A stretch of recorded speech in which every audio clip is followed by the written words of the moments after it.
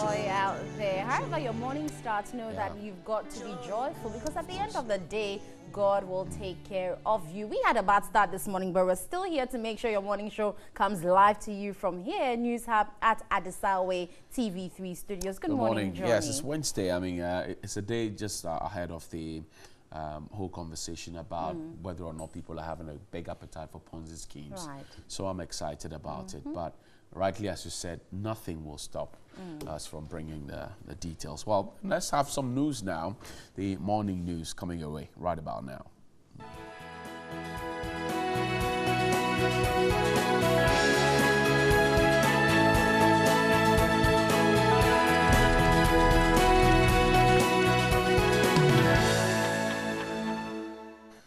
Let's start off from the Jubilee House, because 7 envoys have presented their letters of credence to the President, Nana Addo Dankwa Akufo-Addo, at the Jubilee House to begin their duty tour. The diplomats have pledged to work to strengthen relations between their home countries and the Republic of Ghana. This will be the first duty tour of Senegalese diplomat Ambassador Abubakar Siddiq Bari, with Ghana as its destination. He pledged to work to deepen bilateral relations between Ghana and Senegal. Ambassador Shani Cooper of Israel was next to present her credentials. The third Israeli envoy to Ghana since 2011 promised to strengthen economic and investment cooperation between the two countries. Her Excellency Anne-Sophia Ave of France praised President Akufo-Addo for his efforts in promoting the learning of French in Ghana. Thank you very much. You're very welcome. So you're a member of the team. And you've got the 2 stars. Next was Ambassador Ahmed Mohamed Ibrahim Al Humaid of Qatar, followed by his Middle East counterpart Melia Kerr from the Republic of Lebanon.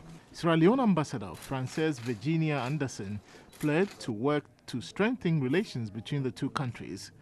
Head of European Union delegation Diana Asensia was the last diplomat to present her letters. She said the EU's priority will now shift from development aid to a partnership based on common interest and creation of jobs. On bringing private investment to Africa, we want to have a shared future with Africa. The President of the European Commission, Mr. Juncker, has called Alliance for Sustainable Investment and Jobs. And I think, Your Excellency, that Ghana is going to be a privileged partner for this new strategy. Ghana has everything it takes to attract private investment. Begin to look at the African equation in a different light. And I believe it is going to be very useful and productive, both for Europe and for Africa. We are natural allies. There are hundreds of years of relations between our two continents. There's the small strip of the Mediterranean that separates us. So in every respect, we should be naturally together working towards a common future. Let's stay at the presidency, because the vice president has defended his decision to ensure that payments for all government businesses are done electronically from next year.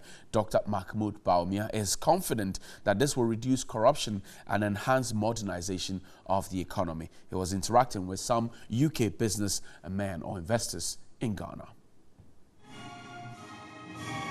Dr. Mahmoud Bawumia underscored the need to leverage on technology in formalizing the economy. He cited the mobile money interoperability, digital address system, and provision of national ID cards as initiatives geared towards creating transparent business environment.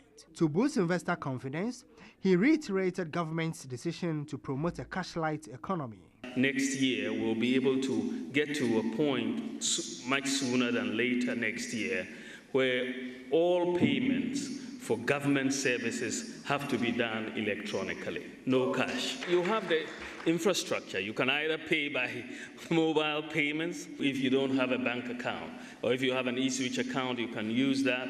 If you have a bank account, you can use that. The whole infrastructure is in place. He gave an assurance of more interventions to promote business. If you have data, you can manage your economy in a way and generate so much income, so much efficiency, so much productivity that oil in the ground may not be able to do for you. And this is the Ghana that we are trying to build, that the President, Nana Addo Dankwa Akufo-Addo, is trying to get us to. The UK High Commissioner to Ghana, Ian Walker, recounted partnership between the two countries. Building Ghana as a regional hub, the importance of connectivity, the importance of cheap, reliable power. Those were themes I heard yesterday during the conversation. I also heard a lot of conversation about how the public and the private sector need to be working together. The team is in the country to explore possible areas of investment. Let's get off from the Jubilee House and get into the NDC issues, because the NDC flag bearer aspirant, Ekospio Gabra, says is open for discussions on formation of an alliance with candidates who share in his vision. He was addressing the media after his campaign launch. It's possible that in all electoral processes, people who end up finding that their ideas are actually the same or similar may eventually choose to have various kinds of partnerships or collaboration. But until you've tested somebody's ideas and see whether there's similitude, there's some areas of similarity, if you like, between the campaign teams, you can't just talk about mergers and acquisitions. But mergers and acquisitions by nature are desirable. They happen in the banking sector, they've happened in the telecom sector, and they happen with political parties and political candidates in many parts of the world. So I won't close the door to it. It's an option that's on the table, but none of the aspirants have begun talking along those lines. Those aspirants who want change, who believe that NDC needs a new leader, obviously have a common interest.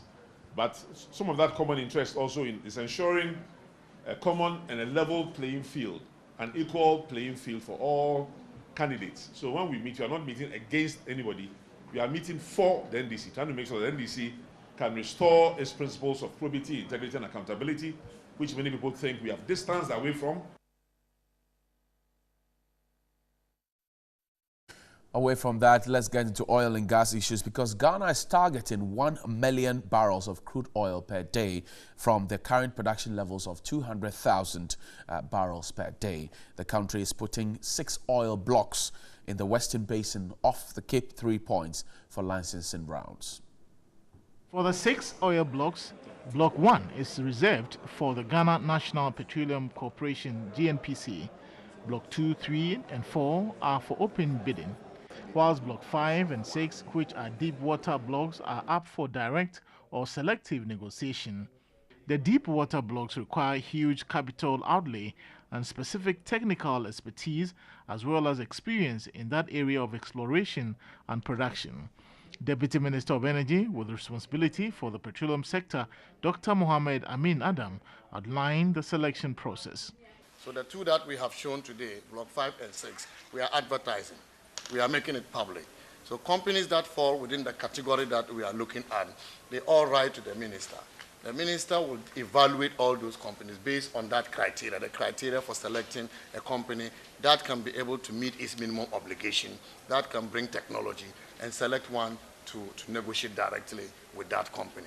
CEO of Petroleum Commission, Egbert Fable Jr., explained the new bidding process. The winning company needs to have a Ghanaian indigenous partner with at least 5% share. Ghanaians are not precluded, no. But we've taken the position that it may also be that a foreign entity may win over a Ghanaian. If that becomes the case, then the Ghanaian, an indigenous Ghanaian partner must necessarily be brought to play. He assured this will not lead to fronting by locals for foreigners. What the Petroleum Commission has done is that, I mean, in the last year, we've created a monitoring and evaluation department. They've been out in the field, and we've seen the companies where, it's on paper that this is a JV company, but the indigenous Ghanaian company does not even have presence in the company's office. The JV doesn't work. They've come and we've told them that when it's time for renewal of their JVs, we will not renew it. Dr. Amin Adam outlined the timetable for the bidding process.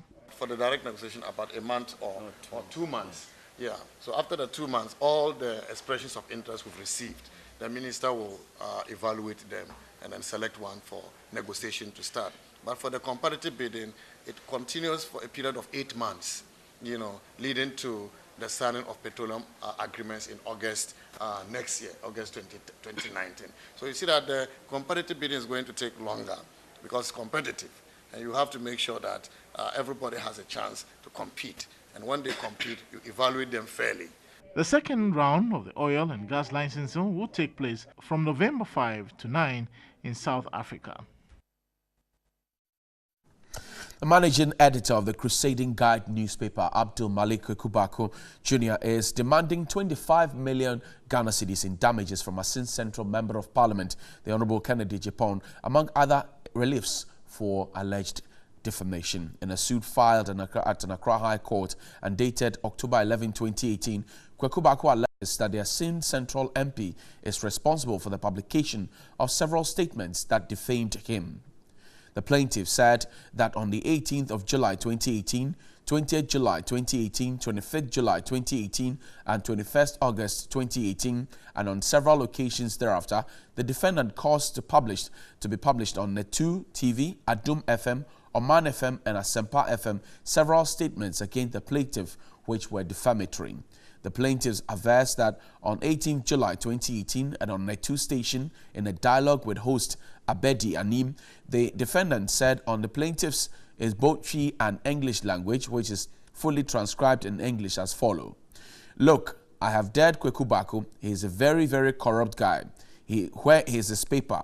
Kwekubako is very corrupt. Kwekubako is a very, very corrupt is in his paper. Portions of the lawsuit cited by 3 News read. Kwekubako argues that it has taken him many years to build and sustain a reputation in both media and democracy advocacy, for which reason he is seeking an order to restrain defendant and his affiliates from publishing any further defamatory statements about him.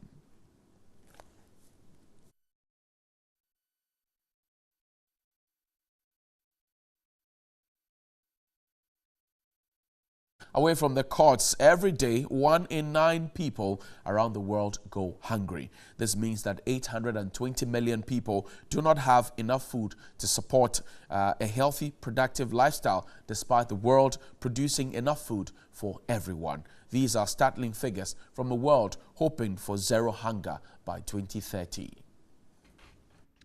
World hunger is on the rise. Every day, over 800 million people struggle to get any food at all and risk starvation.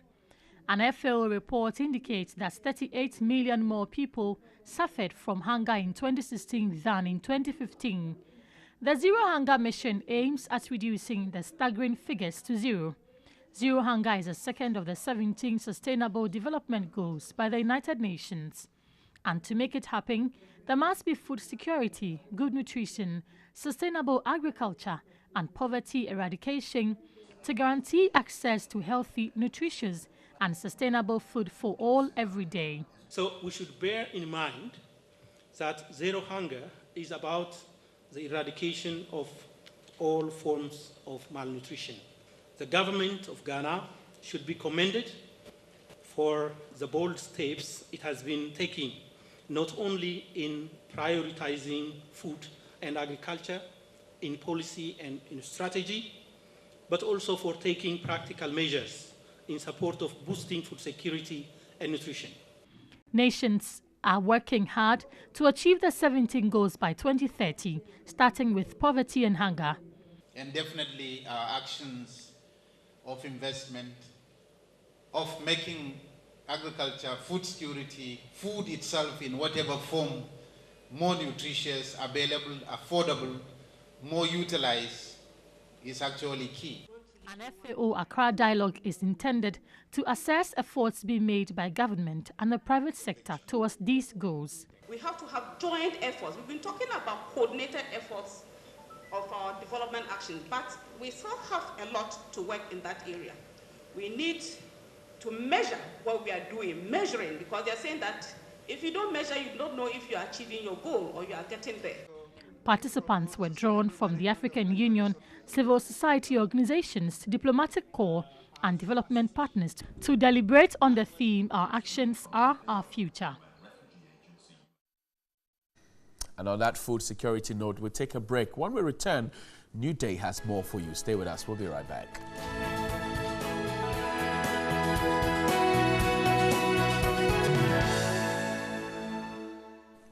Welcome back. Happy birthday to you, Mr. Daniel Aintree. bass guitarist, the musician extraordinaire. It's your birthday today. Enjoy it. If it's yours as well, enjoy it. Now, let's check out the front pages. The new regions face dissent, says the Daily Graphic, and support government's 1D1F agenda, says UMB CEO, urging banking sector, Johnny Watt there. Digital transformation catalyst for investments, according to the Vice President. And NAPCO recruits graduates today. It will happen at the Independence Square. Man clubs wife, daughter to death. That's happening also here. Very unfortunate, if you ask me. The Daily Guide. Nana receives 7 envoys. 73% Ghanaians okay. Free SHS, says survey. And Woyome's delay tactics to end soon. Amidu probes NDC's $175 million cash diversion. You heard about the cash diversion for research, meant for hospital, plenty issues in between. Well, the Ghanaian Times, bloody clash at Adiesena, 7 sustained gunshot wounds. President receives 7 new envoys. Kweku Baku sues Kennedy Japan for defamation, demands 25 million Ghana cedis. And be patient as government fixes economy. Veep appeals to Ghanaians. Be patient. Be patient. The Daily Statement. Excess bitters intake causing loss of life. Amma will tell us more perhaps.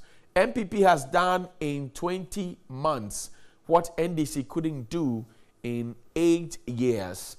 And President to dispatch 100,000 NAPCO recruits today. It's happening again at the Independence Square in Accra.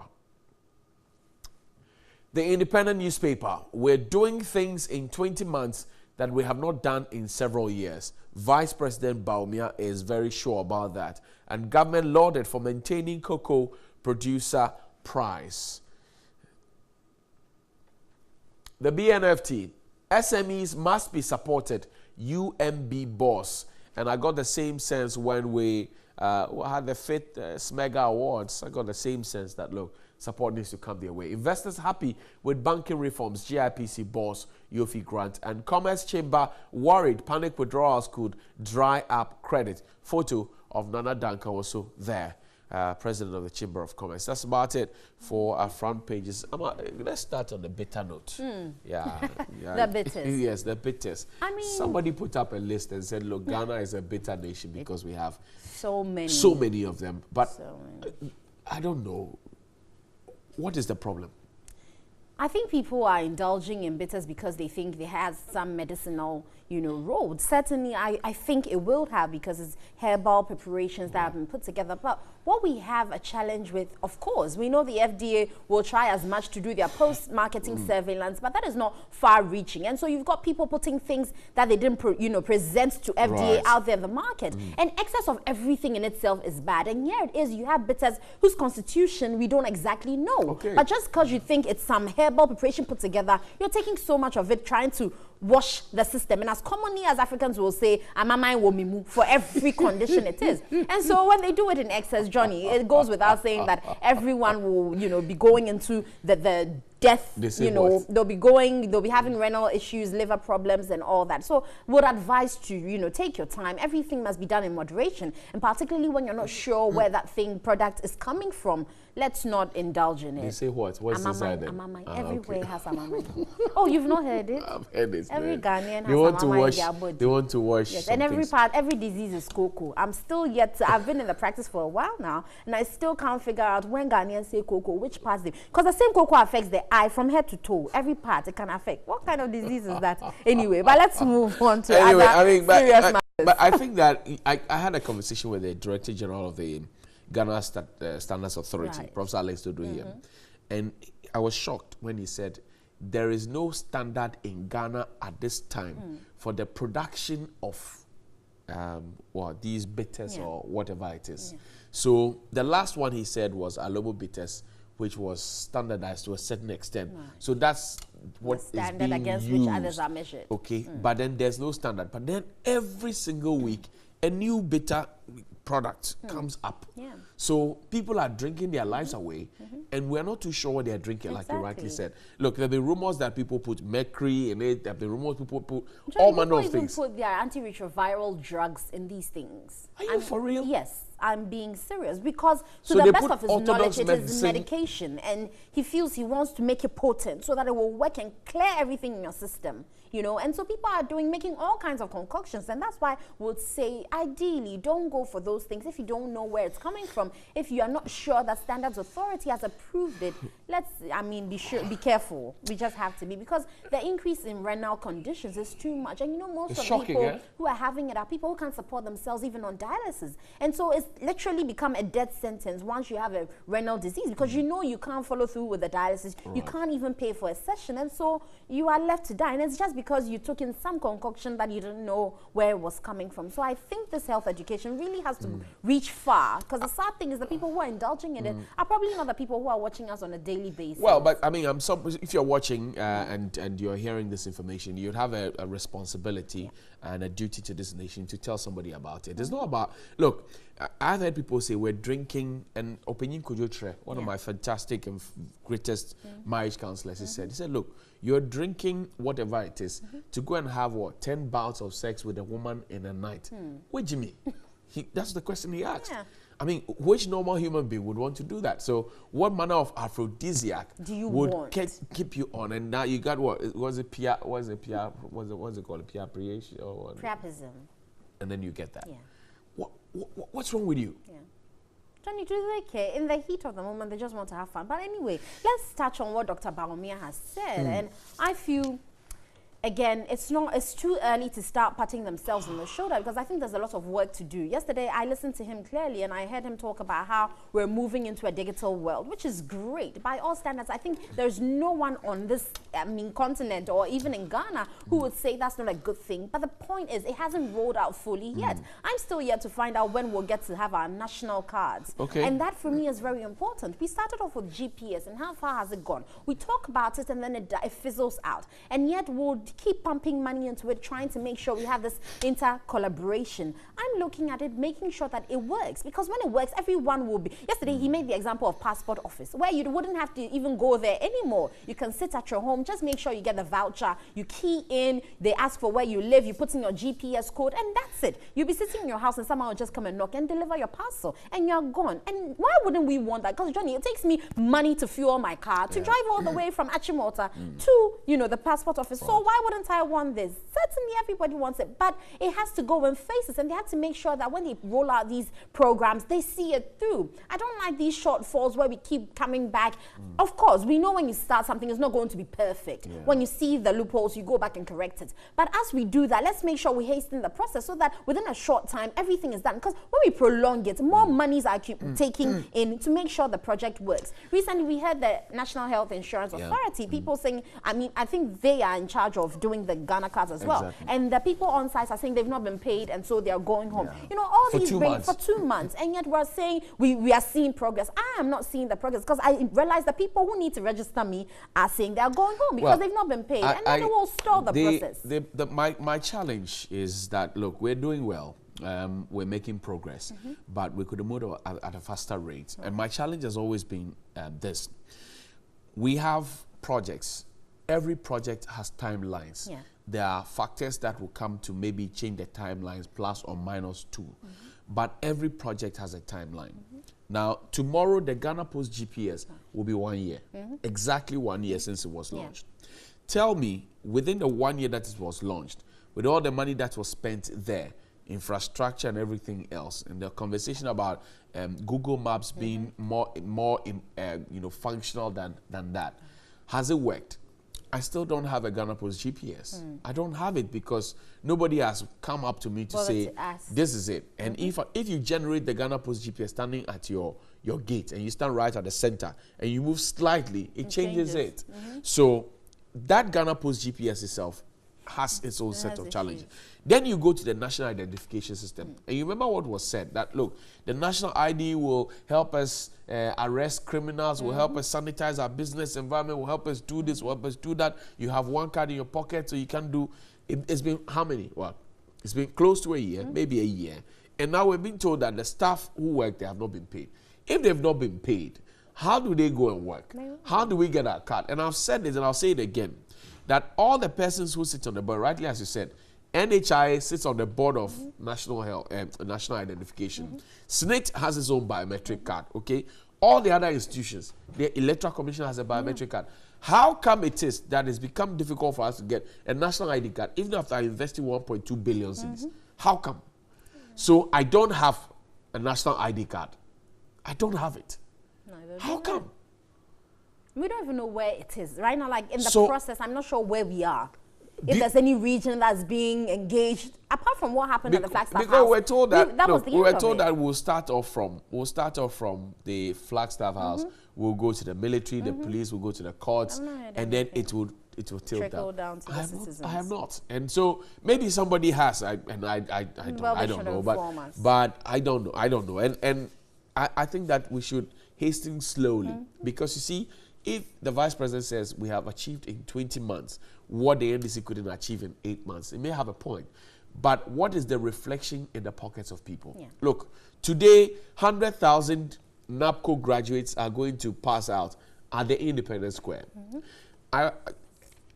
After they have passed out, we have people who are losing about 1 million jobs in the last few months. Yeah. So technically, you're losing 1 million jobs. We're creating 100,000 to come in. There's a deficit of 900,000. How do we fill that void? Yeah. That's the question I expect the Vice President and the managers of the economy to ask. Because there's been an upsurge, and we have seen the corresponding upsurge in crime. Yesterday, the police put up one that said there's a syndicate on rent. Yeah. They would come and deceive you, take your money, and vanish into thick air. So the problems are there. How do we fix the problems? That's the question. Look, today, when the 100,000 people and the president, everybody gathers at the Independence Square, it will be in that risky, cracky, dangerous edifice that we told you about. And nobody seems to care. Nobody. That's how far security comes. Nobody seems to care. In any case, the Independence Square's capacity is 30,000 in the stand. The rest, I suppose, will stand in the sun. Now, if they go and sit there, we have full capacity in the cracks.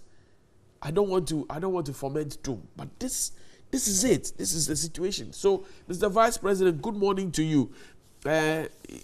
Food security, for example, is there something to celebrate? So general security, because Johnny, you know, when you were talking about this, what came to my mind is, despite the fact that there's increase in crime and the perpetuation of it, my worry is if we create jobs, yes, it will reduce the crime rates. Right. But my problem also is how much energy we're putting in the security systems to be able to curb all these things, because I feel people are taking advantage because they know there's laxity when it comes to security. Otherwise, because there are people who are fairly doing some jobs that should take them off the street, but they will still, because of greed and the want of money, still go and, you know, do all these scams and things, because they know at the end of the day who will catch them. Nobody. And that's why we have to talk about it seriously there's good news from Vodafone that we want to tell you about. But tomorrow, as you are well aware, all the action comes to Media General, because the Media General Business Dialogue Series, we're talking about Ponzi schemes and how people have suddenly developed a large appetite or fat appetite for Ponzi schemes. We'll have the governor of the Bank of Ghana himself, Dr. Addison, will be here. The Director General of the Security and Exchange Commission, Reverend Ogbami Tete, will be here. Senior lawyer and also Senior Vice President of Imani Ghana, Imani Africa, Kofi Bento will be here. And renowned investment lawyer, Ace Ankoma, will be here. These are 4 people you want to listen to because they have depth, they have knowledge, they have all the skill, the acumen, and they have a historical antecedent to share with you. Plus, these are the regulators. So it's all about people picking and choosing people and trying to look sharp or something. Tomorrow, 8 a.m.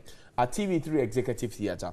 That's where all the action happens. And you see, when you come here, you get the facts and figures. We have given you the Accra Dialogue Series. You know how we set the tone for the conversation, national agenda. And that's what we want to do with Ponzi schemes, because plenty talk and nobody is actually hitting the nail right on the head. Won't take us anywhere. So tomorrow, we have a date. Don't go anywhere. Tomorrow, TV3 is where we're meeting to have the conversation. Yep. And make the smartest choice for your business now. Go for smart business from Vodafone and experience real flexibility, convenience, and productivity. Smart business from Vodafone allows you to create your own customized data and voice plan to suit the unique requirements of your business. Whether it is airtime for your workers to make those critical calls or data packages for emails and digital marketing, we've got you covered. Also, you get to roll over your unused data to save some cash for your business. Make your business move now into the future with Vodafone Smart Business. You can call them on 030-233-4040, or you can visit their website www.vodafone.com/business/smart business, or certainly you can visit any of their shops. The future is exciting. Are you ready? Question, are you ready? Yep. That's it. And Nido 40 Grow is also part of the sponsorship of this program. And RMG. But it's time for us to run food security. Johnny, I think we play around with this. Don't make me Ghana hungry. shouldn't be talking about being insecure when it comes to foods. But of course, when you've got spillage of something like the Bagri Dam that destroys your crops, I think it's high time we talk about it seriously, because that's where most of our food produce comes from. Let me say happy birthday to the youngster, Philip Ayanuri Akilasori up there, who I think has developed the right answer for a cure or an answer to the fall armyworm. Philip Ayanuri Akilasori, it was his birthday on Monday, and he contacted me. So he has got the panacea for it, because the fall armyworm hurt us so much. I wonder why the Ministry of Agric is not paying attention to it. And he used local herbs, neem tree, as a director indica, and pepper to solve the problem that we've been trying to import a lot of chemicals to solve what is not solving. So, Agric Minister, good morning to you. Ayanori Philip Akilasori, the rising stars up there. We'll play that thing for you. But let's talk about food security on the streets. Where are we ranting from? These days we've become, we're ranting from Takrady. That's right. Today we are going right to the heart of the issue. We're going to Tamale. Yep. Is it Tamale or Tamale? Tamale.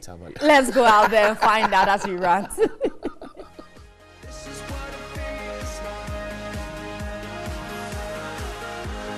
Ghana has signed onto several treaties and international conventions about food security, and one of the conventions is the Sustainable Development Goal, which seeks to end hunger by 2030. As the world celebrates World Food Day, today on Daily Rant, we are touching base with some farmers in the Savlugu municipality, and we are asking them to assess the situation of farming in their communities, whether indeed Ghana can meet the targets of ending hunger by 2030. Gentlemen, let's rant. So, Yamale, I let the Savlugu Nantong municipal woman to face the problem Pamzan Chang agriculture polo. The problem ma kunyami, Tian Nisham to Pobandira Mavian Yala, and the two did the parliament Bekache. Nzanzala jia katelerte dashile be tilang porbendirama tien nsham nto nya bansum shale nzang bendirama song karate malanfane danshel katuto pokute bukata so tizanu ku mal problem shel zan kyang bala kama manami sa shelte jion. Actually the way is my brother talking, because if you look for those things if you look for those things, if you are harvesting the farm, if you go carry it come house, only thing it not go reach your family, so that if you use some grass 6 months to 7 months, you not get enough food again, unless you go market again and buy the food come. So what accounts to that? That you don't farm many, or you found many acres but then they go waste? Yes, we farm many, but because of the water go come spoil it, or sometimes you go short water, so that, and it's every year we cry for those things. If you know the water we go come spoil, we go shorten the water to so we don't go down well for us. So we beg government to come to let agri people come and show us how we go make the farm, so that other yeah, Marlon Yele to Puparuma the Nang to Wahalapam. Cause lugger can it in the Toko. Our Kwama, Ama, Yuko can how Sahashabian Kako, fertilizer din yan zan chang te ba puma ka beto nya lgr kan de sa ma te dinna bandira so bandiru ba ye to anyet la wahala akuto nya lgr lan ja fertilizer na te ba puma kar nang bien yala ka komma ye to ka komma piana Burkina mwal ma komma kar piana sande te podira ma tam kamza te fese la program la ben woma tire to nya ka gwamnati ma te shonsum zan cin har mwal ma komma wula ka gwamnati yan to nan mbo tabu tagle karin to shonte ka komma duane ba wune ka tun to zan ko irrigation karin ta amfane ko komma cin la yuel de ba kurta bukata shele demi la na de sandala te bandira so gwamnati yirgule in shonte karmalta bukata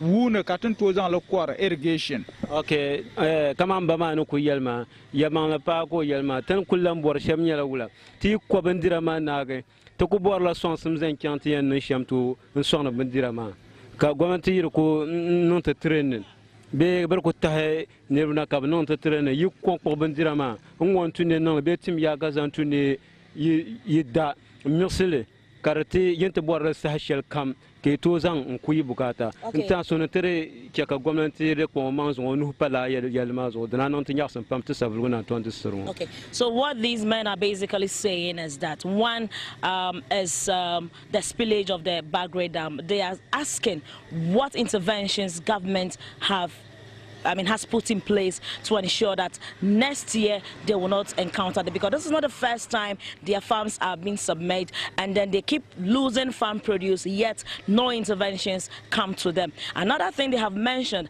is training on how to salvage their produce after harvest so that they will not incur post-harvest losses. Now let me ask them this question. Pompon, usually come on Bagre Dam because you know I do kunyala Bagre Dam yetu abonko yo koma. You said and gala that nangya. Then I know you said and gala, but I cannot tell you Larbi. Bravo in Tansone, you said in da garma, Bravo cannot be shashaja. Hale Bravo come na le koma ne chansham, Kang Malga, Bravo yelte bibi ba. In Tansone, you know, no, how to you man when not solo, you know, Besharden no man. Koma did pam the colors and bosse.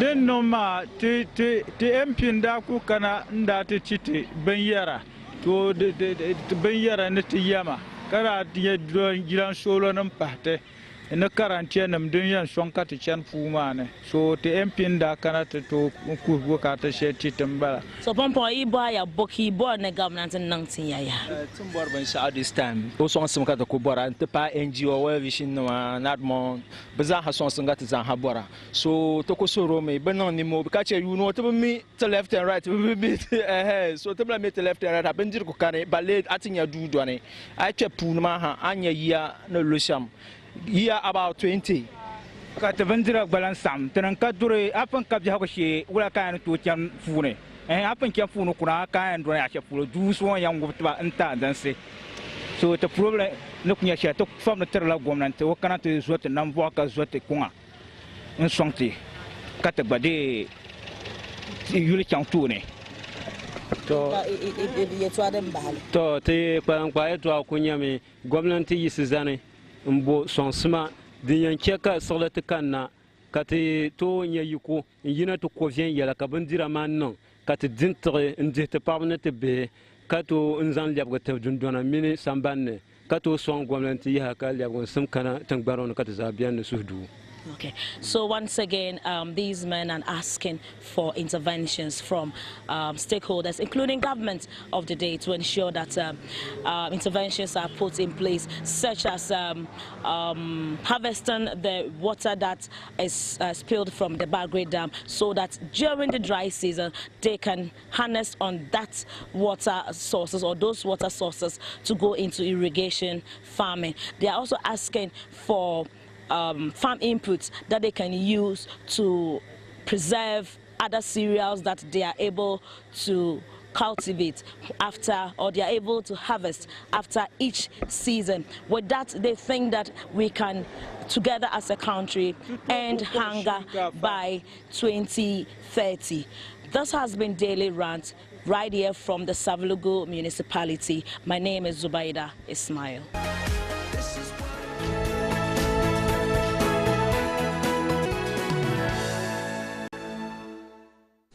Welcome back to TV3 Newday. Now, they are the ones left behind when the relative or their caregivers commit suicide.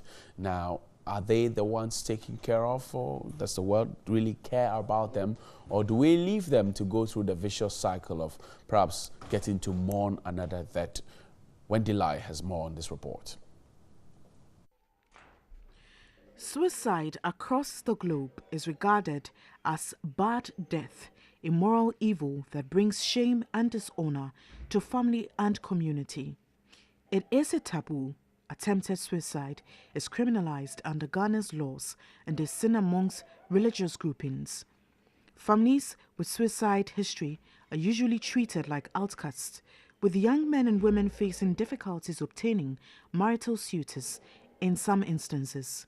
Hope, not his real name, lost his childhood friend, Rich, also not his real name, to suicide. He believes his friend may have committed suicide over poor academic performance at the senior high level. One day we were just there and we were making fun that, hey, so if your results come in is very bad, then it means you kill yourself.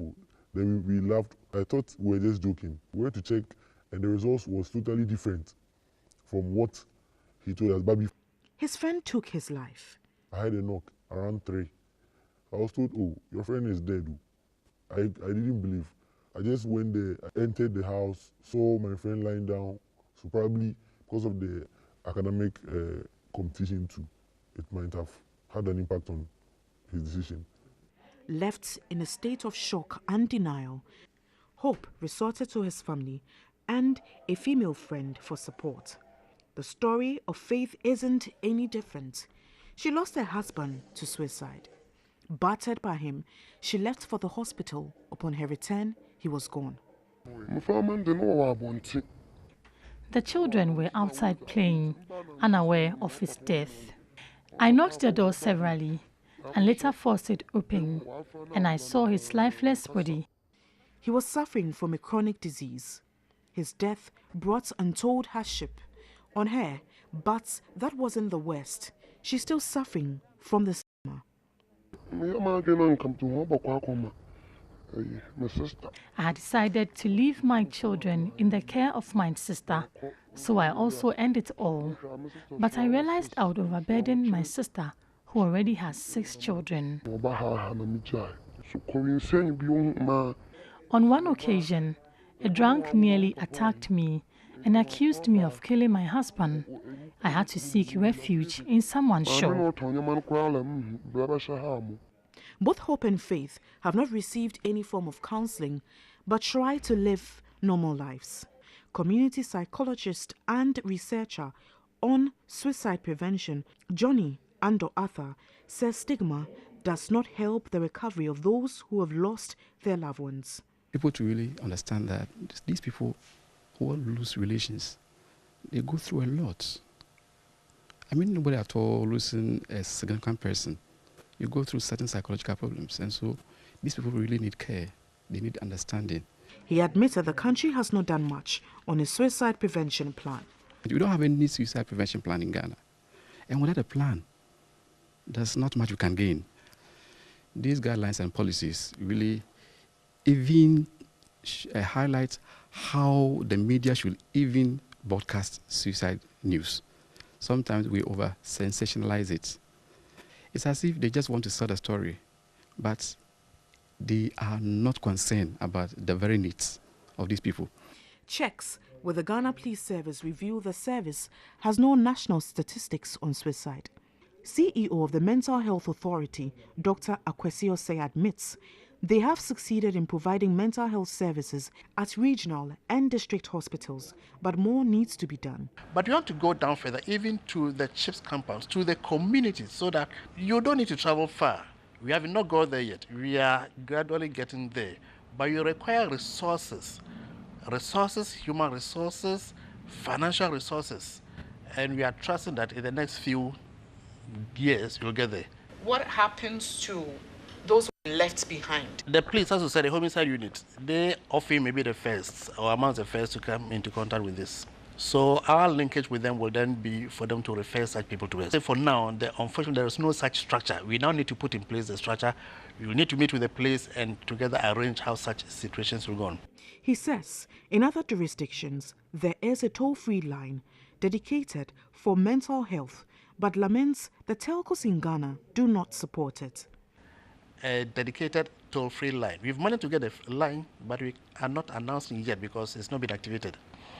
To activate it means that when somebody calls to the line, it will be free to that person, but not free to everybody. Somebody has to pay the bill. The telecos are not prepared, and I'm emphasizing, the telecos are not prepared to take up the bill as their corporate social responsibility. But if you went around and you realize that you will pay not less than 9,000 Ghana cedis a month. And for a poor agency like ours, it's difficult for us to pay. Globally, strengthening the capacity of countries, especially in developing nations, for early warning, risk reduction, and management of national and global health risk must be a priority, as stated in the Sustainable Development Goal 3. If you or someone you know is considering self-harm, please get help. Call the Mental Health Authority on 050 99 140 46. Wendy Lai, TV3.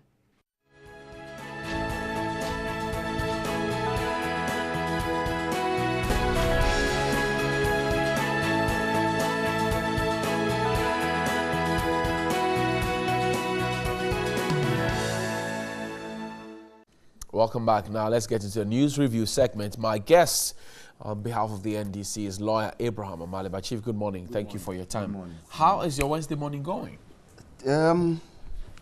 It cannot be pleasant because, you know, the economic situation is so dire that sometimes when you wake up in the morning, you may be feeling good, but immediately your attention goes to the economic situations.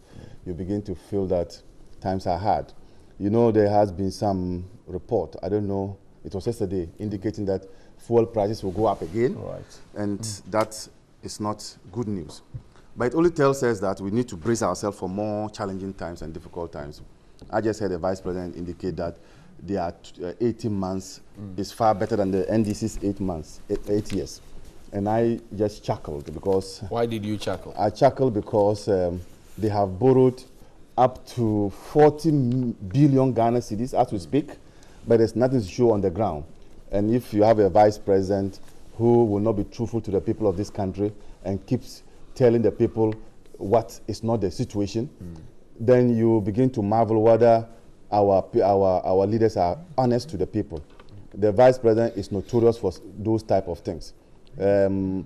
Just some time past, he indicated that we're going to use drones to supply medicines, or what is it? And till this day, I've not seen a single drone. Maybe you have seen one in your area. But it tells us that if you lie into power, it will be difficult to continue maintaining power with lies. Okay. And so that is where we have gotten ourselves to now. But you have life. You should have hope. Yes, and that is why the taxi drivers and the trotro drivers would begin to say that there's hope in 2020 and that the TAMP would speak for them. If you ask most taxi drivers, just do a sample, just do a random sample, and then you enter their taxi and then you engage them, they begin to lament about the economic situation. And so the situation is dire. I have heard the Vice President say that we should be patient, Ghanaians should be patient with the government. I do not think that Ghanaians have that patience again. You are almost in your 2 years, half of the term. And when again should Ghanaians be patient for? For how long? Till the end of your term? And so I think that what they should be doing is to listen to the people. You listen to Importers and Exporters Association, and they are saying that tariffs are high. And so why don't you listen to those people, such people, and reduce the tariffs to allow the environment to be friendly, business environment to be friendly. This morning, I just heard some layoffs at the breweries, that some number of people are going to be laid off. Already, the banking sector has suffered. Even the media landscape has suffered some layoff, and a lot of people are being asked to go back home and sit down. What will they be doing in such an economy in which we find ourselves? So I think that the situation looks very dire, but that is why the framers of our constitution thought it wise that every 4 years you have opportunity to change government. Comparable to the first 4 years of the NDC, 2012 to 2014, can you say that we are in worse times than we were back then? I think so, because don't forget that it was under the NDC, Professor Mills, that's 2012, thereabout, right, that you notice that the inflation was down, single-digit inflation. We recorded the longest single-digit inflation in this country. You remember that it was under the NDC, under Professor Mills, that some of these development projects, the infrastructure projects, started springing up. Now they have borrowed up to 40 billion cedis. As we speak, there's nothing on the ground to show. You cannot pinpoint one project that you could say that is what our money have been used for. And we've been challenging them to come clean on what those borrowings have been used for. You have no answers till this day. And so you cannot, we don't even need to sit down and do that comparison, because the people of this country said the NDC was bad. Now they voted for the MPP.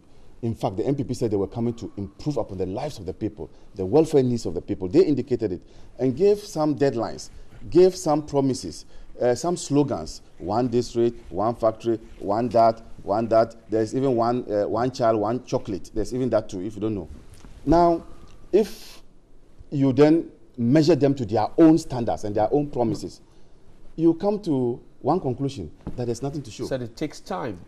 It takes time. And today, for example, NABCO is graduating 100,000 new people to go and work in 5 modules.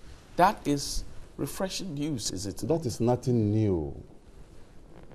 Putting our youth into schemes. This is not the first time. You don't want to give the NDC, MPP credit? I'm saying that they should be doing things anew. They should be doing things that will stem the tide.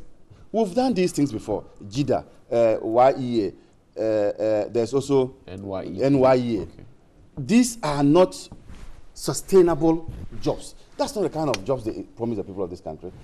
Indeed, in most of these situations that we find ourselves where youth are put together under a scheme known as NABCOP or YEA, you will notice that the euphoria completely dies off when they start working, and in 3 months, the salaries don't come. As we speak, there have been a similar scheme in the agri sector called jobs, what is it? Planting for food and jobs. Okay. They have recruited extension officers. These extension officers are not being paid. There's also one in the forestry sector. They call us, they tell us. How are they not being paid? They are not being paid. For some time, they've not been paid. In fact, forestry sector, there are some also in the forestry sector who have not been paid. And so it is not just about putting them together, but ensuring that they are being paid so that they could eke out a living. In this situation, under this administration, the number of schemes they've put in place under AGRIC, under the Forestry Commission, and now this one, how sure are we that their salaries will be coming? Are you killing the baby before it actually gets born? Your reputation comes before you. I'm sure when you were told that I am coming into this studio, you may have certain perception about me. Okay. So before I even came here, you had some thinking of what the kind of person I am. So your reputation comes before you. And the reputation of this government shows that some of these schemes that they put together, the people put together under the scheme are not being paid. And so, yes, the euphoria is there. I'm saying this for the first time. The NDC also did YEA. Okay. You know YEA? In that, there was about 14,000 who were recruited. This is 100,000. I'm saying that from Greater Accra, Central, Western, Eastern, and Volta. I'm trying to put a certain message across that this is not new. These schemes putting together unemployed youth is not new. The numbers have increased. The modules have changed. Give the MPP credit. I am saying that the critical thing is, how do you pay them? People are on these schemes for 3, 4, 5 months. They are not being paid. Is that why they were employed? They were employed to be able to eke out a living. And if you are not being paid, it defeats the purpose for which this 100,000 are put together. I would wait if this scheme commences and starts and people get their regular salary or allowances. Then I would say that it's a good thing. But just putting people together and then when they work, you are unable to pay them, for me, it's punishing them. But you seem to be fixated on the fact that they are not going to be paid or we're because there's an experience. Well, but times have changed. Times have changed when? I'm just telling you that under their own scheme, the food, jobs for food and what and what. Planting for food. Planting for food. Then you have the other one, which has to do the Forestry Commission one. People are not being paid. They are not being paid. And it is difficult to work without being paid. That's the point. And so just putting people together, 100,000, 200,000, it's not enough. What is enough is when these people are being paid. Okay. Because the reason for which the MPP said they were going to ensure that they employ the youth, the teeming unemployed youth, is because they felt that these people did not have anything in the form of income. So if you then employ them, put them together as they are putting them together, but the allowances are not coming or the salaries are not coming, it defeats the purpose for which you put them together. Okay. And that is the point. And you see, once again, the MPP has done it. What have they done? What have they done? Good. Is there a law backing this? You see, the whole studio is quiet.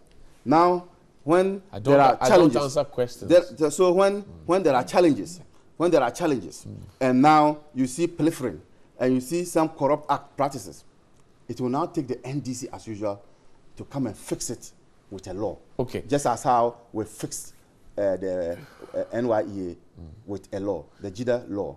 So they sometimes... But JIDA had challenges despite and the I'm law, saying that the legal we then regime. No. There was no legal regime. JIDA, it was the NDC that JIDA didn't have problems. No. I'm saying that... JIDA didn't have No, problems. after the law, there was no problem. After the law, there was sanity. It was the absence of the law under the MPP, as usual, will not think through, no policy direction, but just for populist sake, put things together without a law regulating it.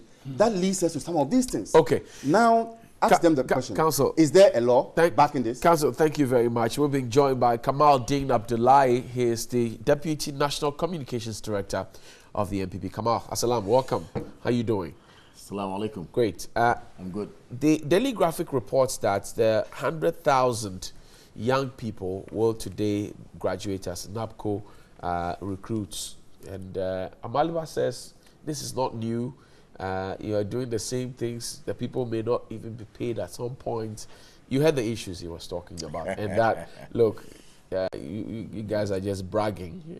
You should slow down. Well. What have you to say in reaction to this? Very good morning to you. Very good morning to lawyer Amalaba, a brother of mine. And very good morning to our cherished viewers out there. It's been a while. How's it going? Good. Great. You see, when you wake up to a great news like this, when you wake up to a news that will bring relief to a section of the youth of this country, then you should say, glory be to God. You should also say, of course, all praises, indeed, ethically, or coming onto the earth to the President of the Republic of Ghana for such a wonderful, great piece of news this morning that we are having to discuss. Yes, you may sit somewhere where political lenses describe such a noble idea which seeks to employ over 100,000 youth of this country, okay, as a populist, if you like, approach. whatever adjectives you want to use to describe it, go ahead. But the young man who's finished university, the young lady who's finished with what's the name? Polytechnic or now technical universities, okay? Or who are done with tertiary education and sitting at home, searching for jobs that are not available. That young man gets an information from a government who cares, a government who's always initiated. Okay. And in the fourth Republican constitutional era of this country, we have the record, and we can pride ourselves with it all the time. The MPP should not shy away from it. We have the record of always ensuring that we think out of the box. We institute a policy that will be pro-poor, that would inure to the benefit of many, only for people to come and tell you that, look, let's play semantics with this. Let's say there's no legal regime, legal framework for it. Let's say there's no this. Let's say it's populism. When you were given the mandate by Ghanaians, not once, not twice, not thrice, did you think out of the box to get such an initiative put in place for the youth of this country to benefit? So says it's not new. Why, with all respect to you, think of it. YE was just a nomenclature created out of NYEP. Go and check your history. NYEP. No, let me land. YE, he says YE. Under Kobe Champo, when Kobe came to head JIDA, then Kobe sought for legal framework to be done so that at least there could be some transformational, if you like, processes seen to it. Then it gave birth to YE. So I say YE is just a change of a nomenclature. Okay. You understand? So don't credit yourself with YE at all. It is NYEP. Go and check the history of Lawyer Malaba. Now I am saying that the MPP will go on record to be the party that indeed cares about many out there. Why? The NYEP, how did it come about? When President Kufuor came in, yet again rode on the back of MPP to come to power. When he came in, he said, look, the unemployment rate among the youth is high. What is the initiative? Let us try to register people who are unemployed so we could have a fair idea. When we started registering them, the likes of Amalba started laughing at us. Then we thought out of the box and said, look, let us institute a tentative measure that will get the youth of this country at least not idling, but getting something to do. Then it gave birth to NYEP. Then we got Nana Kumia and Co. ensuring that it actually started. Then somewhere along the line, Ghanaians said we won't give you the mandate. Then you came and changed it to JIDA. And JIDA, what came out of it? Jinadi. You understand? That is why today people are languishing in jail as a result of JIDA. Under the NDC.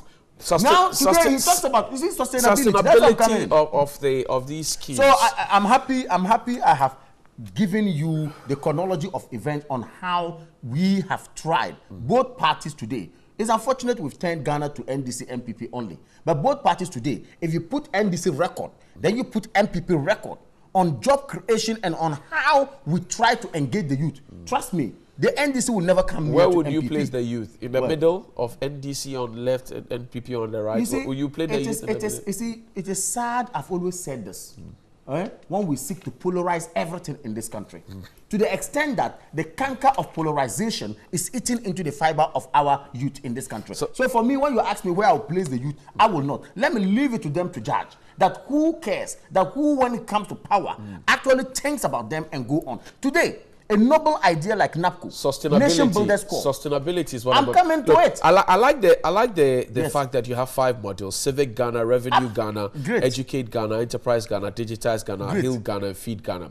I had a conversation with the Director General of the Commissioner General of the Ghana Revenue Authority. I asked him about rent tax and some other, if you like, taxes that we could get from artisans, masons, carpenters. And he said, look, he's expecting a certain number from NAPCO so that they could help with the underground work. You see? But then I'm looking at sustainability, Kamal Dean. We have mentioned JIDA, we've mentioned YE, we've mentioned all of those ones. We know that at some point it kind of hits a snag and people don't get, you know, their regular jobs that they have. What's the promise for this one? When we started NYEP, to be honest with you, Amalba will be frank to himself. We never had challenges of payment under NYEP until they came to power, and then they started all this little problems. But nonetheless, let's talk about sustainability. for the fact that we have been able to come out with this idea, and the fact that we have been able through the economic management team of this government, prudent one of course, we've decided that, look, we've sat down and we've realized that these are the ways that we're going to use to get money to push in. So I'm saying that the finances bit actually has been looked at, and how well are we going to do it? Bear in mind, these are young graduates who would be engaged for 3 years or so, by which time we pray and hope that indeed opportunities present itself, then they move on, then fresh people also come on board and all that. Okay. I mean, so the point is that we have budgeted, or the government of the day has budgeted, solidly to ensure the sustainability of this particular program.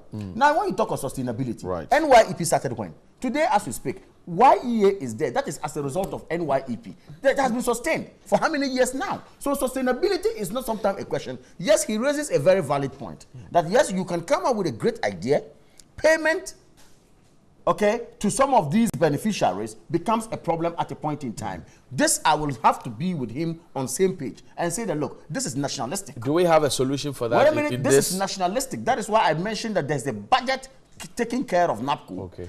As a result, we should also ensure that we don't just engage them, we engage them, and going forward, we do not have challenges of, say, payment. So we should be proactive as a government. We have always appeared to be nationalistic, and I'm saying that let's be proactive. Let's not do politics with this. I don't know who is NDC who is benefiting from NAPCO. I don't know who is PNC who is benefiting from NAPCO. Okay. I am not seeking to politicize it. I am only seeking to say that the government of the day has always thought out of the box to ensure that measure is put in place for the youth to actually be engaged. Now, my next question will be, yes, we have a budget to, you say we have a budget to sustain it and all of that. The next question will be, people have lost jobs, and there's an estimate, CSS says that there's an estimate of 1 million people who have lost their jobs. We are creating jobs for 100,000. What happened to the 900,000? That's a very interesting point. You see, let us look at factors. I read a piece yesterday. Concerning the 1 million job losses and all that. And of course, first of all, it's a research. Okay. Methodology used for the research obviously is up to them. And of course, I'm happy that when it comes out like this, it comes as a wakening call, or a wake-up call, I should say. Do you doubt the figures? To us as government. No, you see, why would I doubt the figures? The factors alluded to, the reasons that they have given, that they stem on or they stood on to conduct their research, I, without a doubt, will say that yes, indeed, if those were the reasons given, or those were the points that they looked at to establish or to get this particular report, I will not doubt it at all. Why? We are in this country, my good brother Amalba and myself, and yourself here. The media, the politicians, the businessman, the clergy out there, everybody saw Galamsey as a canker. The president of the Republic of Ghana says, look, we are not against mining. Let us see how we can protect the small-scale mining and make sure we sanitize the environment for them so they can embark on their legitimate jobs. However, the illegality in the system is killing us and is depleting our environment. It's finishing our environment. Then he holds the bull by the horn and says, let's put in place the fight against Galamsey. The media came on board and supported. Clergy came on board, supported. Politicians like Amalaba, the NDC, and other parties supported the idea of fighting illegality in the system in terms of mining. So first, today, if there is, this report is saying that in the mining sector, jobs were lost. They've given a figure. Are you getting my point? Then they went further to say the banking sector, jobs were lost. Again, it's because of the Galamsey that brought about the moratorium, which saw that mining should stop. The bankers were also engaged in Galamsey. Because of the mining sector, the moratorium that came, that look, stop the mining, we do not know who is illegal and who legal, let us all get the data collated, let us give the allowances to them and get them to work well. That caused it. Secondly, the banking sector, the recklessness, the irresponsible governance, the incompetence at its highest peak that we saw under John Dramani Mahama, which saw some banks even acquiring license without due process of being followed. You think a new government comes wanting to fix it and wanting to make sure that things go right. You understand? We'll not look into the books and say, look, who is right and who is wrong. We are in this country, when NDC plunged us into the problem of DKM, they sat down, didn't let institutions work. This was what happened to people in Brown Ahafo. You wanted to sit down and then that will happen again to depositors and customers. who are unsuspecting, who will be victims, and government will come in regardless. Even the banking sector, with all this responsible and great monitoring that we did, government had to inject some money, close to 8 billion Ghana cedis, to be able to ensure that the banks that will not collapse totally, banks will be merged, then we can monitor and move on. Does it fix the problem of 900,000 people not having jobs? I am saying that I'm giving reasons. And of course, when something is spoiled beyond repairs, then you come wanting to repair it well. And in 20 months, these are some of the challenges that you will be seeing. The unemployed man, the man who was working at the bank who's lost his job, right now, doesn't need this explanation. No. What he needs to know is that, look, what is government's plan for me? Yes, you're trying to sanitize the system. Yes. You're trying to put things, streamline everything. But what is the plan for me? Mr. Hughes, how do I sustain myself Mr. and my Hughes, family I disagree. and my beneficiaries? Mr. Hughes, I disagree with you when you say the man who's lost his job, okay, knowing very well and being informed properly, and in fact being handled well, that look, these are reasons why we think going forward, if we do not come in, this bank will collapse and you will all be in trouble. That man who is supposed to be, with all respect, a discerning person, will say, look, let the right thing be done. Regardless, we're talking about job losses, we're talking about job creation. We campaigned on an agenda for change an agenda for jobs. I agree with you. And I'm saying that, look, what we did, or what we are doing now, when it comes to the education sector, over 8,000 people engaged. When it comes to NAPCO, as you just mentioned, over 100,000. Talk about YE, recently over 80,000, which he wants to claim credit for. The nurses say they are still at home. No, not all nurses. Not all nurses. Let's get this narrative right. The nurses before John Dramani Mahama ineptness that he showed, okay, came to an end. Aren't you being too harsh on I'm not John being harsh. He was inept. I mean, being too harsh on I'm saying their administration was an inept one. I mean, let's face it. There was so much, incompetence shown. That is very clear. And I'm saying that before they exited, ask them. The chiefs compound that they pride themselves of building all over the country. How many nurses who had completed their training, duly training courses, were engaged? And we are saying that we came in and over 2,000 to 3,000 nurses were not posted. We inherited it. Now they came to picket at the Minister of Health. The Minister of Health said, this is a problem at hand. We have inherited it. Let's change it. Let's see how we can go. He went for clearance, got clearance, and posted some of them. And we are in the process. Even yesterday, some of them said they were going to, if you like, picket at the Flagstaff, at the Jubilee House. And I'm saying that, look, those who have not gotten yet, it is a process. We're moving on. All right. People didn't build a sound footing for us to get a better economy. So finally, your final statement on this one. Yeah. I asked a question about 900,000 people having lost their job. You say it's a process, is that it? And that we are streamlining? Oh, no, of course. What is the answer? Look, just one line for me. For every transformation that comes up, which looks what is the plan for the 900,000? I want to know that. It's obvious that the major plan is it should be the industrialization drive.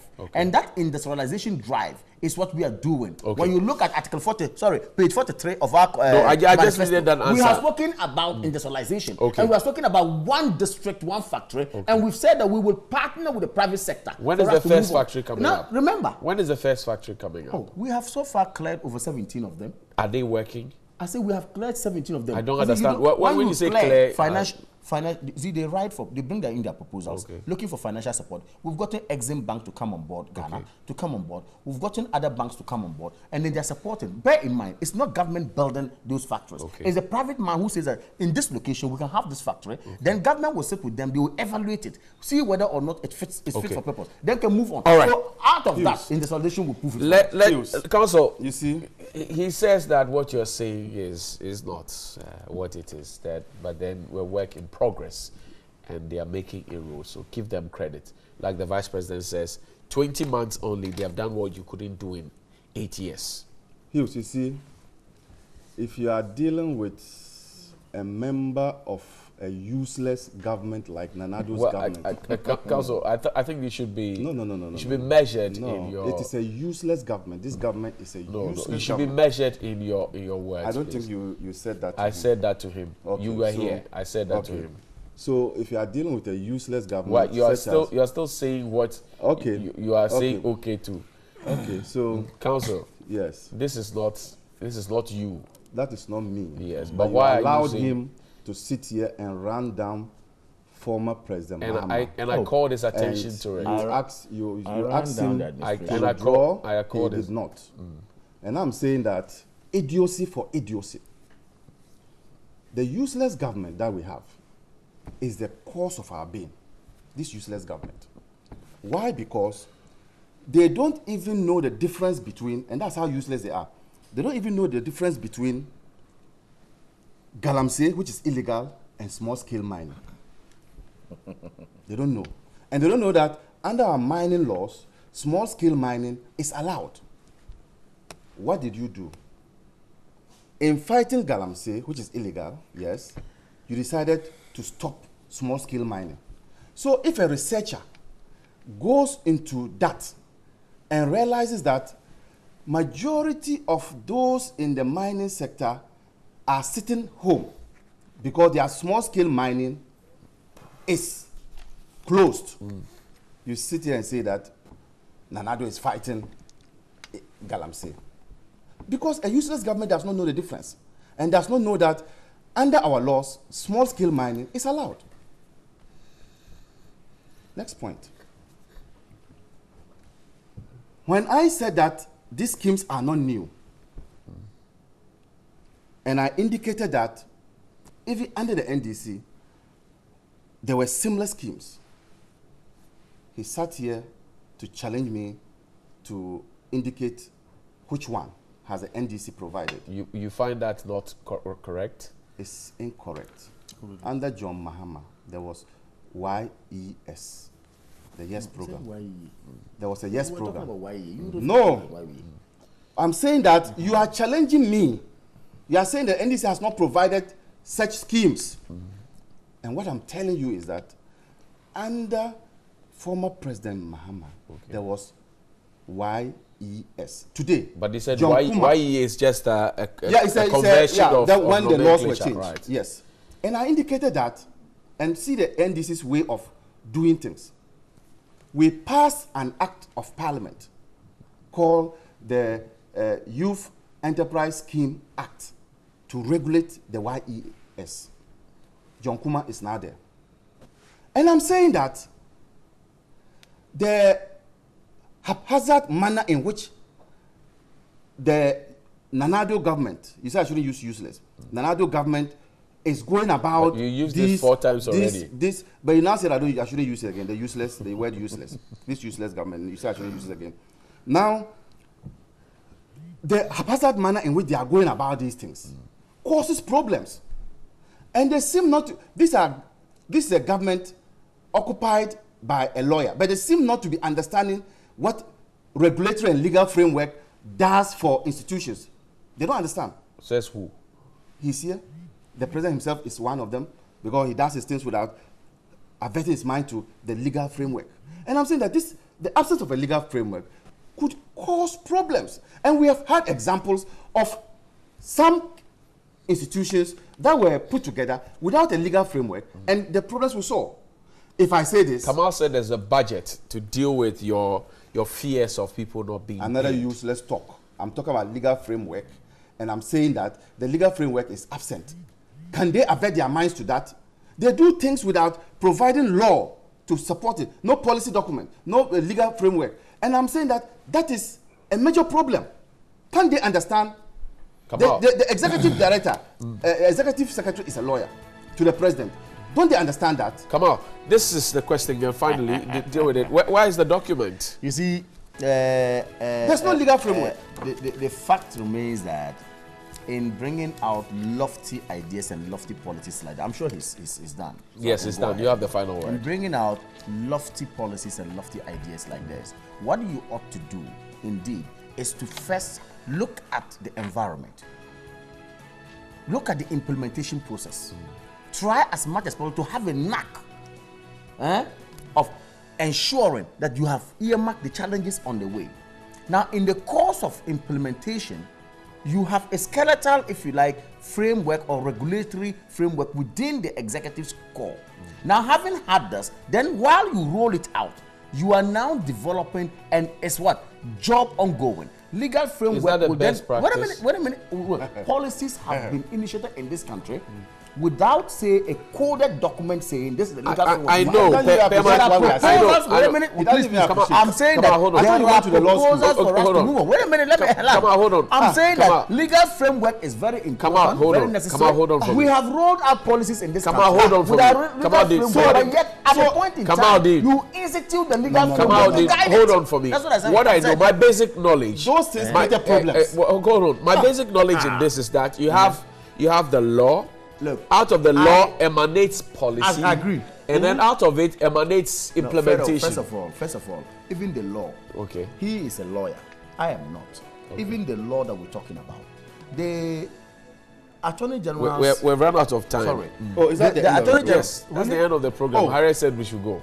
Really? Why? The Attorney General's department, for instance, has a legal drafting department. Okay. Which legal drafting department will even take a process to ensure that laws are fine-tuned and then move from executive to parliament. Is NAPCO an illegality? I am never. It's not an illegality. Okay. It is something born out of the executive, if you like, thinking out of the box. And of course, nothing debars it from being operational. Right. Kamal Dean. Of course, it's a good idea when we have a legal framework. Kamal Dean Abdullahi, he agrees that we need a legal framework for it. He's the Deputy National Communications Officer of the NPP, and lawyer Abraham Maleba is with the NDC as well. Happy birthday to you, Adrian and Adriana.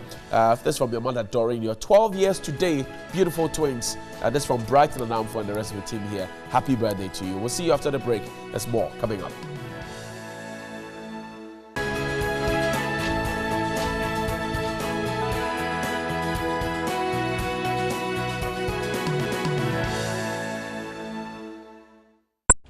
It's time for us to talk about a very important aspect of our health, the fact that Ghana wants to move forward in expanding and making sure that our health practices are the best for our country. Joining me in studio to discuss this is Miss Cecilia Ampedu. She is a senior midwifery officer and she's with the Ministry of Health, the Regenerative Health and Nutrition Unit. Good morning. Good morning. So let's start off by talking about the 3rd ECOWAS Forum on Good Practices in Health. What exactly is that supposed to address and what is it about? The forum is a dynamic process that involves national stakeholders and then technical and financial partners and WAHU as a whole. So they are coming to introduce more good practice so that we can adapt and help the maternal and child health for mothers to deliver and deliver safely. Okay, so what is the theme for this program? The theme is promoting multi-sectorality to achieve a relation to maternal, neonatal, child, adolescent and youth health related to sustainable development goals. Okay. That's very critical for this time because certainly we want to make sure maternal health is improved. We don't want mothers dying just because there's probably no blood or anything. But in this program, you highlight a few important things that they're bringing, such as the birthing stool. Can you tell us what it is? The birthing stool is a stool that is used to deliver. Okay. And it is two. It is squatting delivery chair and sitting delivery chair. Okay. Because research have shown that when a mother squats or sits, she delivers easily without any complication. Okay. And now we were talking about mortality and mobility and complications in women. Okay. So the chair has been adapted by WAHU and they are using it, and even now they are helping Ghana to produce more so that our mothers can now have option to deliver either sitting, squatting, and the one that makes their body comfortable. Okay. Because if you have a choice to choose the position that you want to deliver, your body will decide, when I squat, I'll be comfortable. When I sit, I'll be comfortable. But the lying position is not helping our mothers, but because they don't have options. Right. And I always say that the lying position is to the comfort of the staffs who does the delivery. But to the mother, they don't have any options. So anything that is given to them, they will take it. Right. Now we want our mothers to choose positions that are comfortable to them. That's why we have a lot of mothers who deliver in the rural areas, who deliver at the TBAs or traditional birth attendants, and they come with the complications. So by the time they will come from their where they delivered and they are bleeding, by the time they reach the facility, they are dead. Now we want more skilled delivery so that if there is any complication, it can be handled easily for us to reduce the maternal mortality and morbidity. Very well. So, as you said, currently what we use is the beds where women are made to lie down and deliver. So, as Ghana plans to partner with ECOWAS to take on this birthing stool practice, are we looking at rolling away the bed, or we're just going to put the chairs there as an option? And so, if I don't want the bed, then I get a chair. How is it going to be? We are not removing the bed. Okay. We are adding it to them, to the bed, Okay. so that the client will have option to choose the position that is comfortable to her. Very well. So this third ECOWAS forum is being held across board. So what are the countries in which it's being held? What's their role in making sure that this forum is a good one, so that as a whole ECOWAS benefits from this maternal and child health issues that we're talking about? The countries involved are the whole West Africa. Every country in West Africa is involved. And it is a good practice that we want the whole West Africa, the whole Africa, and even the whole world to achieve. So the best practice will help the countries to adapt the methods that will help them, like the chair that I've talked about.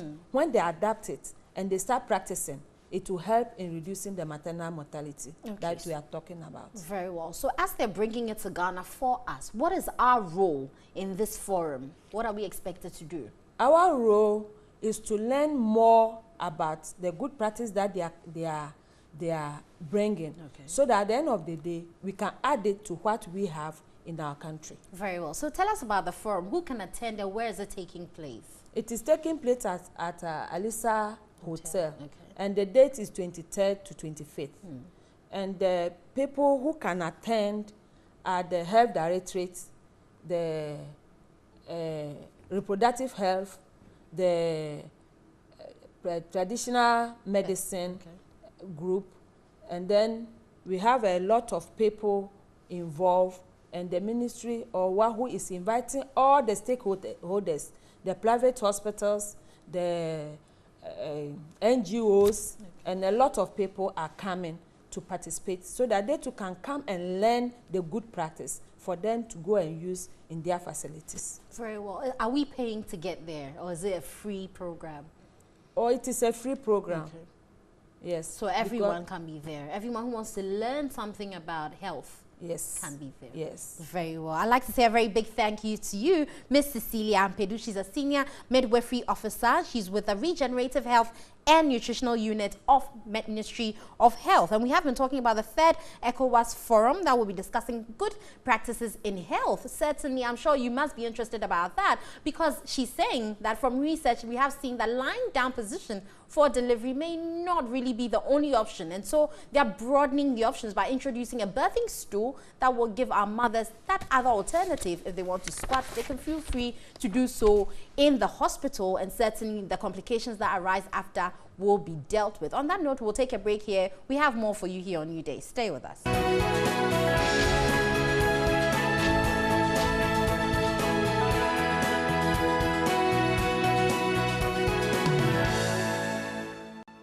Hello, good morning. It's time for sports here on Newday. My name is Yao Ofosulabi. And to our first story this morning, and the Ghana Football Association Normalization Committee will hold a media press conference later today, but the meeting will take place at the Alisa Hotel and not the Secretariat of the Ghana Football Association, which has since started renovation since its closure in June. Now here's Michael Oteje explaining how the meeting will be, how the critical the meeting will be for the Normalization Committee in the bid to return Ghana football to normalcy.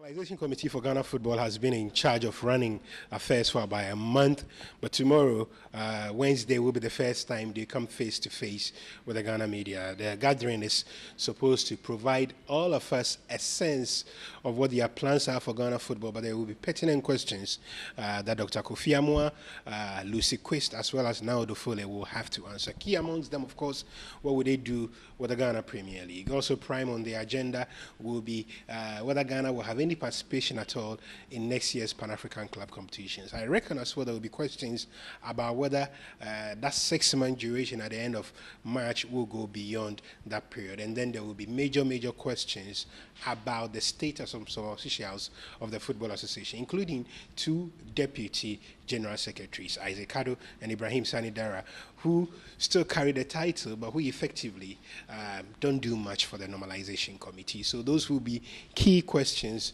that many journalists will be looking to find answers for. But I think beyond everything, there will be the need for the normalization committee to provide a certain measure of assurances in the responses they give that they can steer Ghana football clear of the stormy waters that has been on lately. It should be a fascinating encounter.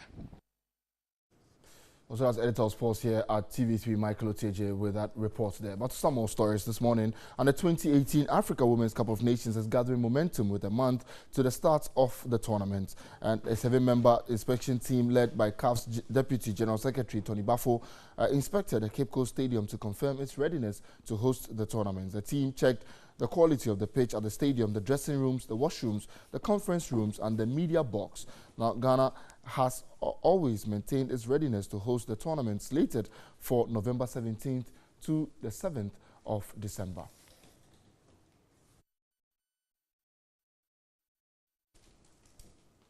Well, now let's go on and listen to the chairperson of the local organizing committee on what she had to say after the inspection. Well, we are the final stages of our preparation towards the tournament, which comes off from the 17th of November. We have about 30 days more to go. So CAF is here for the draw, which is coming on Sunday, 21st. So we took time off to come and have a look at our pitches and our training pitches, the hotel facilities for the teams as well. So we've started here at the Cape Coast Sports Stadium, and we are very much okay with what we have seen. They've made a few recommendations which we are going to work on by the end of the week.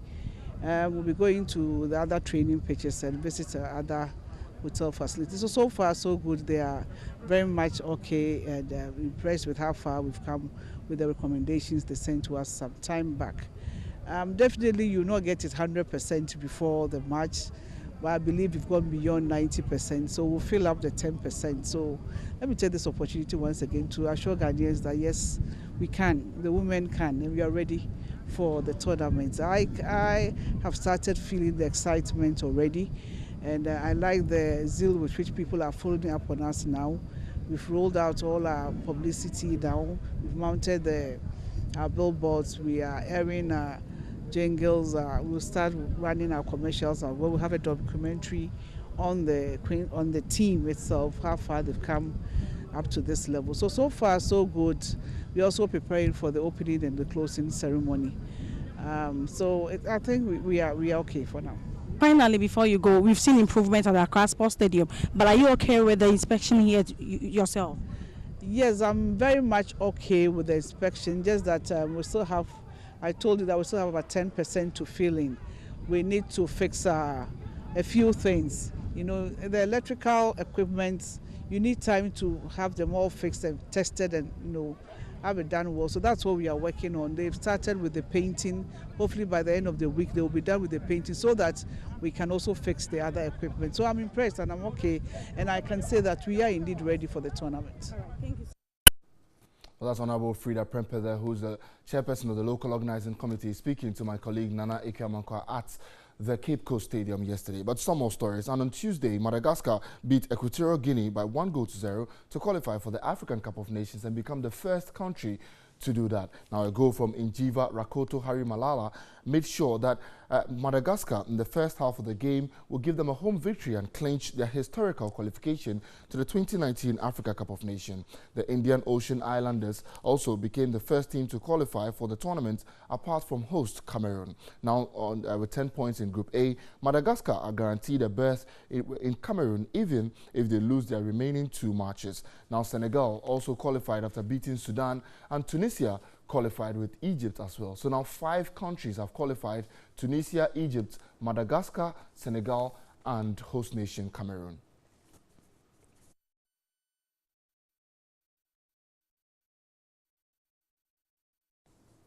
Now to some international stories, and Jose Mourinho has been charged over comments he made in Portuguese to a television camera after Manchester United's game against West Ham United on the 6th of October. It is alleged the 55-year-old used abusive, insulting and improper language following United's 3-2 comeback win at Old Trafford. The FA used a lip reader and the comments were interpreted as offensive, and he has until 6 p.m.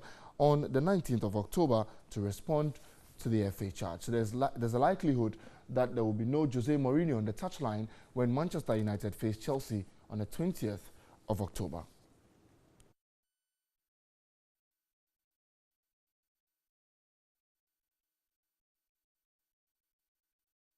Now on some boxing stories, and former international boxing organization lightweight champion Emmanuel the Game Boy Tego says he is focused on earning a knockout victory over Namibia's Moses Paulus, but asked all boxing fans to come in their numbers and witness the WBO Africa Lightweight Championship title, which will take place at the Bukom Boxing Arena on the 20th of October 2018.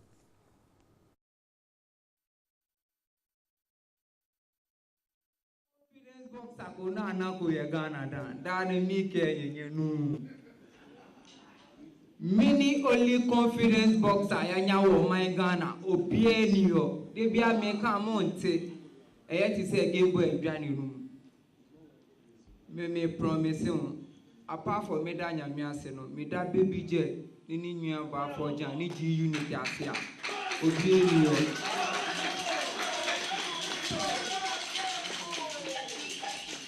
Because apart from nyame o we can say me jai de me no a metie nyame ni yo me ya apart from ba for jana baby jet aka ana me coach aka coach Adam Seriki omon kan ya minti obi a me say many best wo my way mu upel many best de bia me de me sase me koko e wo my way mu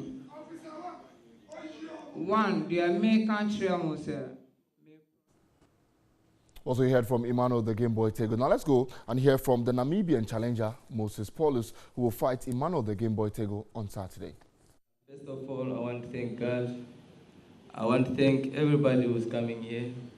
I want to thank my supporters. You know, when I came here, I came with four bus behind our car. You see, those my supporters. Yeah, don't worry. Even when I came from Namibia, I did not come with people. I make my crowd myself in the ring. When I get in the ring, I make my crowd myself. Yeah, first of all, I want to thank Ghanaian Boxing Commissioner to allow me to come fight in Ghana. I want to thank the promoter here to invite me to come fight in Ghana. I want to thank as well Emmanuel Tagu for preparation and to allow me to come fight in Ghana. Also, that's Moses Paulus, the Namibian challenger who is trying to take the title away from Emmanuel the Game Boy Tego there in the WBO Africa Lightweight Championship. My name is Yao Ofosulabi. That's all for sports this morning. Stay with us here on Newday. There's more.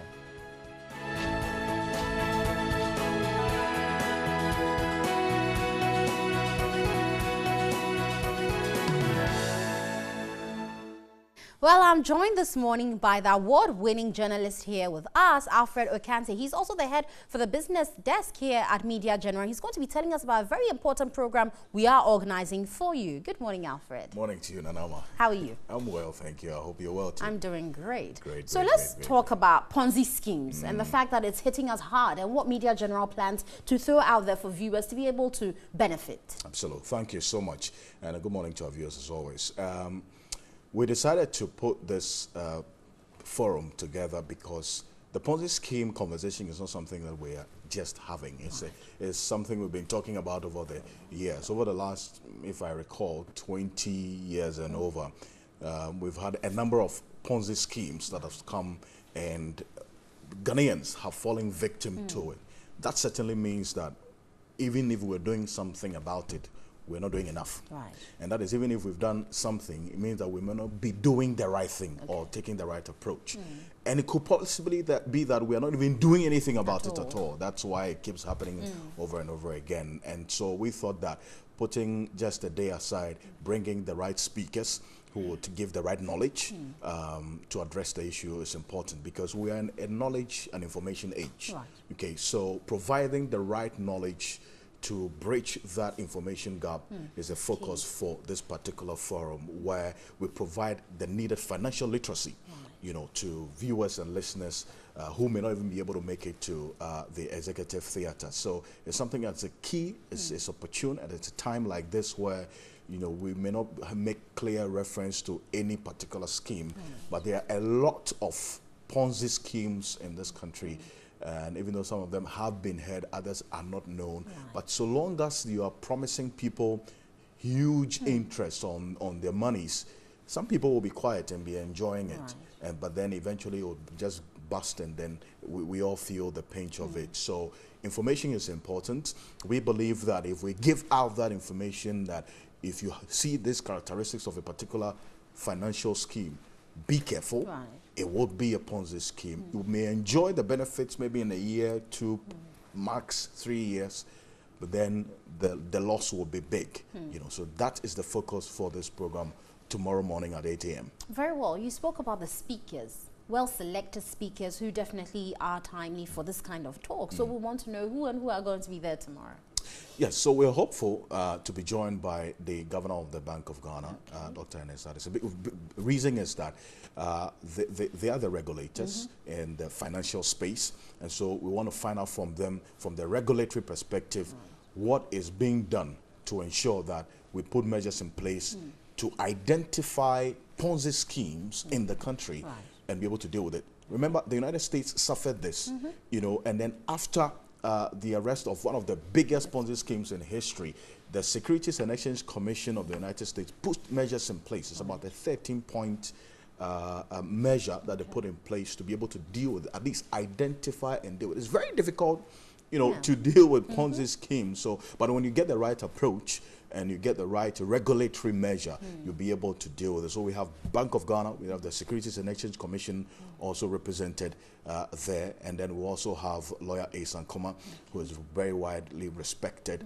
for his legal brain on the issues of financial law and what you should know about it, even as a depositor with any of these schemes. If you've been, if you've fallen victim to it, what you can do in seeking redress. We also have Kofi Bento, who is a senior partner at Imani Africa, and also a governance expert who's going to be joining us as well. So we have 4 people speaking, but we're going to have also in the mix of the audience both industry players and students and members of general public, you know, because of the capacity. We know we're going to have an overflow. It is free. Everybody can just walk in at 8 a.m., be part of it. But if you're not able to get in here, you can watch it on TV3, listen to it on 3FM 92.7, Onia 95.1 FM, Connect 97.1, and then also all across the world, TV3 Ghana on Facebook as well. We will be doing that. So the objective is to really provide knowledge, understand what the problem is, and then see what can be done going forward to deal with the situation. Very well. On that note, tomorrow at 8 a.m. here at the Executive Theatre, we're all meeting to make sure you can identify what a Ponzi scheme looks like so you don't fall into the hands of the prey. I have been speaking to award-winning journalist. He is Alfredo Cancer, and he is the head of news here, business here at Media General. But we'll take a break. When we come back, we're talking about breast cancer because we're the month of October and it's Pink Month. We're talking about breast cancer awareness. I'll be joined by Dr. Dede here and we'll talk about it. Stay with us. Don't go away.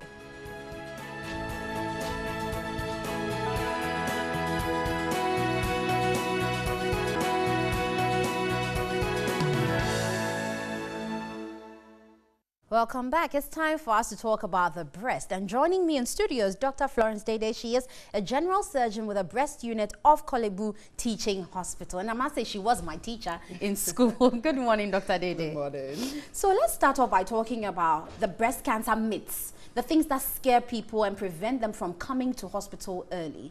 You've met so many breast cancer patients, and I'm sure in interacting with them, you've heard some things that are not exactly the truth, but that prevented them from reporting. So share with us. All right. So I think the first and the most widespread one is that once the breast is cut off, you are going to die.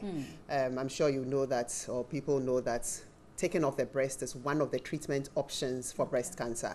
But unfortunately, some people think that that is the only treatment that is available, and once you cut it off, the person is going to die. I once had a patient who told me that there's a string connected to the heart from the breast. So as soon as you cut off the breast, that means it affects the heart and you are going to die.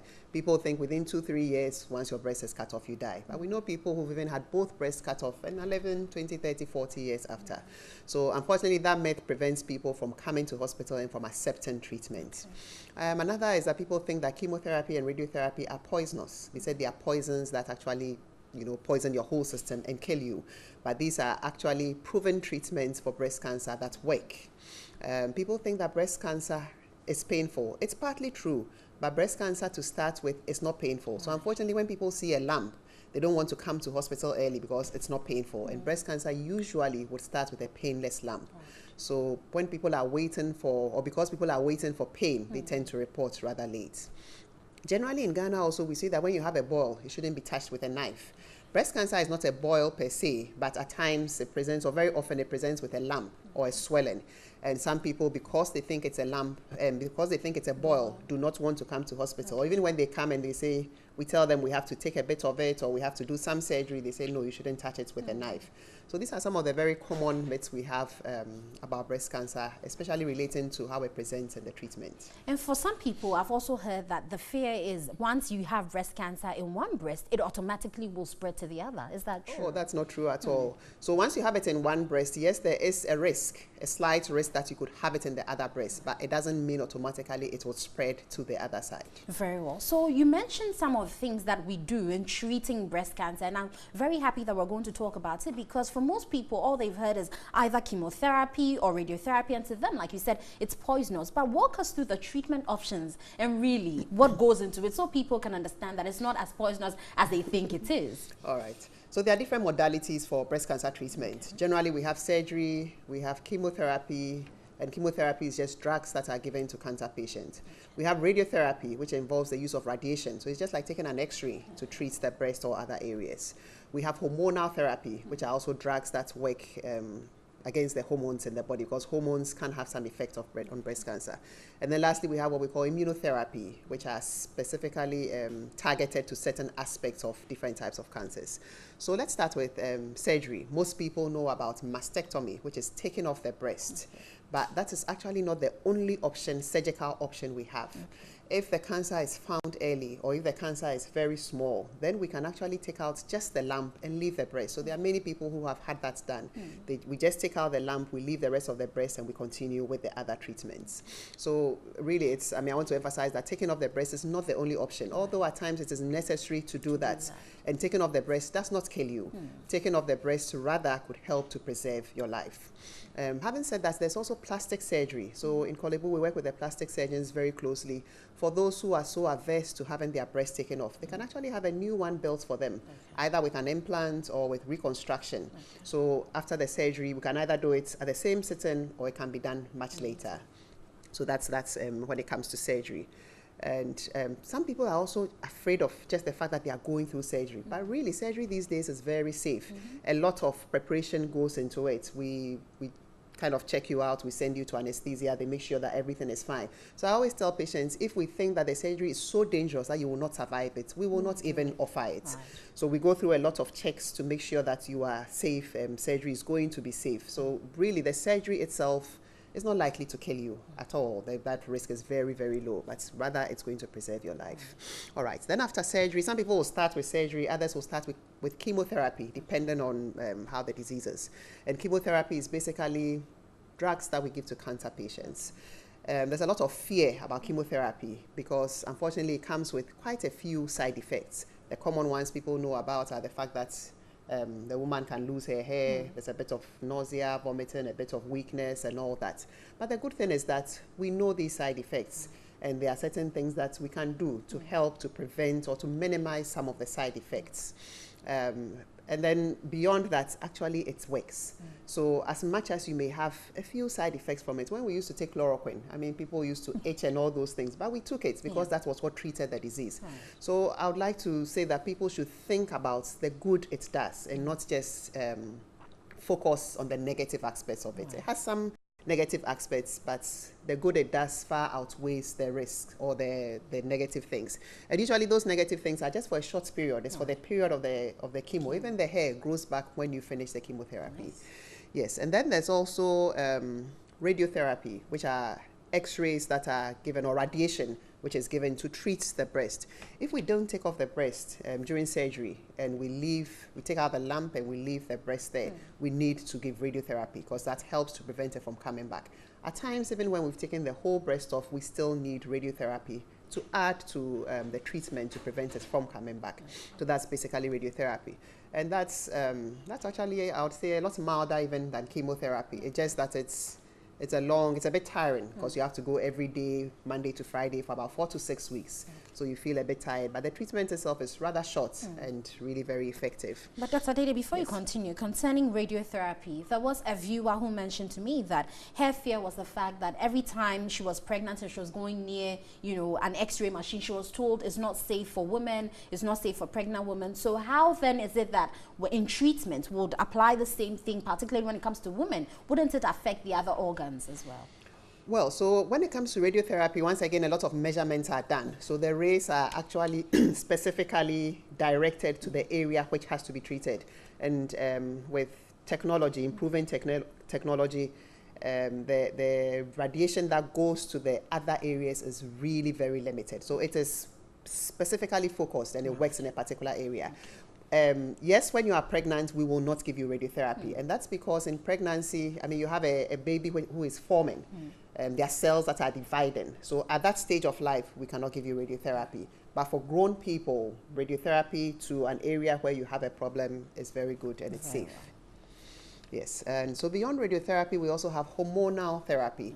And that's usually one of the last things we do for most people after we've done all the other things, because that is long term. Most people will need 5 years of hormonal therapy. It's just taking 1 tablet a day for 5 years. Actually, current evidence is even showing that for some people, 10 years may be beneficial, but generally the standard is still 5 years of hormonal treatment. The last one I mentioned was immunotherapy, which are certain specific drugs that we give. Usually we give it along with chemotherapy. When we say somebody has a breast cancer, we talk about breast cancer generally, but there are different types, there are different characteristics, and we look out for all those features for everybody. So depending on the features you have, if there are certain things that are positive about your breast cancer, then we know whether you would respond to immunotherapy or not, and we can add that to your chemotherapy. Very well. I also want to find out, in general, in your practice, what has the response to treatment been for most women that you've encountered? All right, so response to treatment is good if the patient is seen early. So from studies that have been done, we know that if the patient is seen in the early stages, so we have stage 0, stage 1, all the way to stage 4. So in the stage 0, stage 1 phase, if we see you and we treat you at that point, you go through all the treatments you should have. 5-year survival is more than 90%. But when we hit stage 4, then 5-year survival drops to about 15%. So generally, we say that once the disease has spread beyond the breast and the armpits, we cannot cure it. Even then, we can still treat. We can still give some treatment to help slow down things, although we cannot take it away completely. But when we see you early, we are able to treat effectively and cure a lot of patients. Very well. As Dr. Dede has said, the message out there is early detection, effective treatment. Don't let the myths scare you. She's been able to tell you that all these are just myths, they are not truths. So let's make sure when you find a lump, don't assume it's a ball and because the knife cannot touch it, you will not go to the hospital. Just go out there to a professional doctor, let them check it out and at least tell you it's nothing. Then you can go home safe and sound. But if it's something also, there's treatment, there are options, and certainly your doctors will talk you through and make sure you get the best out of it. You can tell the differences in what your survival rate will be 5 years if you go early as against going late. So let's encourage that woman out there who has spoken about a lump in her breast to go out there, even without the lump. Let's just go out there and seek professional help at this point so that desire of finding these breast cancer cases earlier, making sure they get effective treatment, becomes a reality. I'd like to say a thank you to Dr. Florence Dede. She is a general surgeon with the breast unit at Kolebu Teaching Hospital. And as we're celebrating Pink Month, make sure you go out there and get yourself checked across Ghana. You have no excuse whatsoever. Stay with us. We have more here on Newday.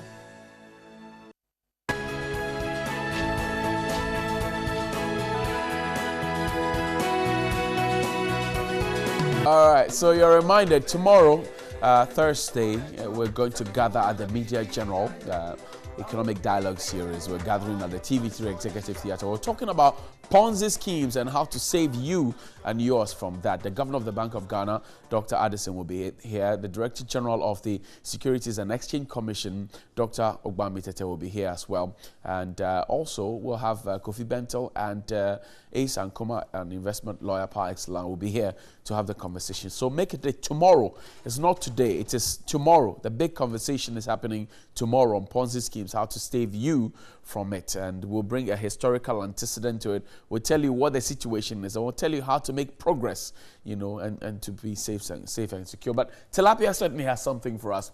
It says God first.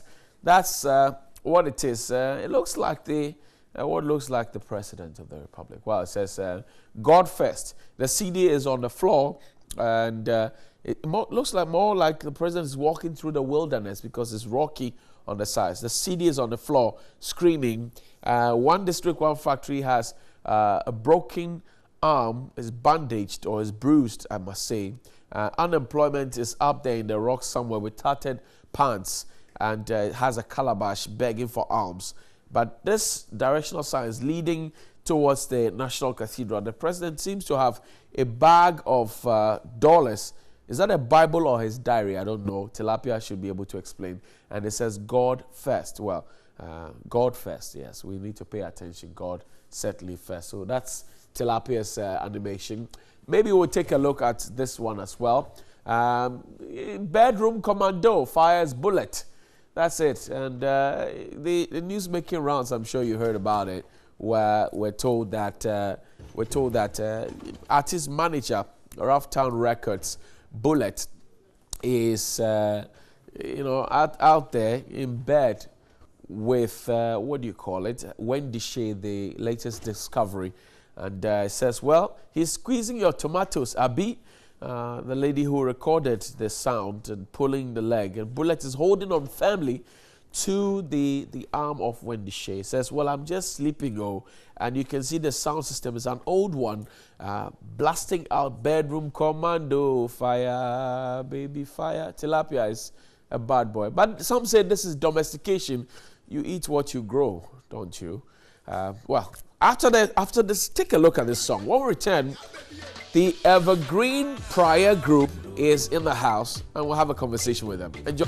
Okay, welcome back. Happy birthday to you, Felicia Ashi, my own mother. She's out there, mother of Ernest Ashi, my good brother. It's your birthday today. And also to you, Daniel Enchi, bass guitarist par excellence. It's your birthday today. And Adrian and Adriana, you're 12 years today in Brighton. And Ananfo says happy birthday from your mother, Doreen. Lovely twins, happy birthday. If it's your birthday today as well, happy birthday. You got Prior up here. They'll sing a song for you or something like that. My brother, yes, sir. How's it going? By God's grace. Charlie, cool. Prior is back. Yep. That's the hashtag trending in town. Prior is back. It's back for you. What brought Prior back? And I must tell you, viewers, that the other two members of Prior have also agreed to be here, but the point is they're stuck in traffic somewhere. Even though you can have your own car, you can't have your own road, so they're stuck in traffic there. But Prior is back. Good news, isn't it? It is. I was on the red carpet at the VGMAs hosting it when I spoke with Sally Gali, and she gave us a hint of that before you guys came on stage to perform. Yeah. It was refreshing. You could tell the crowd were excited and all of that. What brought Prior back? Well, I think it's first and foremost is God. Yes, it's God's will that we are here, because they say the voice of the people is the voice of God, right. And secondly, the fans. Okay. I say, you cannot belong to such an award-winning group. Okay. Go apart and go scot-free. Okay. Once you've entertained Ghanaians back to back for close to over 12, 13 years, okay, and you go off, trust me, they will be hungry. Right. They will not take it lightly on you. So we've been getting pressure from the fans and everybody, and it's overwhelming. Okay. So it's a brand we built for our own self. Okay. We made a move that we felt was not business-wise. It didn't make business sense to us. Okay. And we're here. that's why we're back to pick our seats and drive them. Did you find the space vacant for you? I mean, budding group, taking the crowd by storm.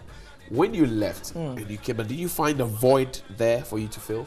Yeah, of course. You know, prior we've never been in competition with anybody. We feel our style, our kind of songs, our composition we're in our lane. Okay. So I don't think anybody took that seat from us. Okay. That's position that we had, you know, as one of the unique writers in Ghana, groups in Ghana.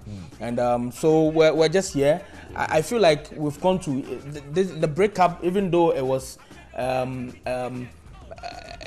not a very good move. Okay. But I think it's also now made us know what we had. I'm curious though, there have been a lot of speculations as to what broke you apart. Some say, look, it was the women, your wives, that it had brought the scissors to cut the group apart.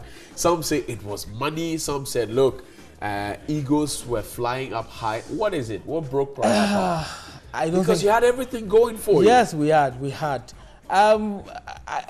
I basically think it was just a bad decision we made. You know, when you're in a group or when fame comes to you, you know, then we're very young. Yeah. You know, we entered this show business very young. Okay. We're 14 years now and still running from 2004. Congratulations, man. Yes. Congratulations. Yes. Big one to you. Next year will be 15 years. So I think when you get to certain stages in your life, business, or even sometimes when you're making, you know, certain business decisions, or you are into something, you tend to think, okay, when I go the right way or when I go the left way, it might be better. Okay. You know, so it's just a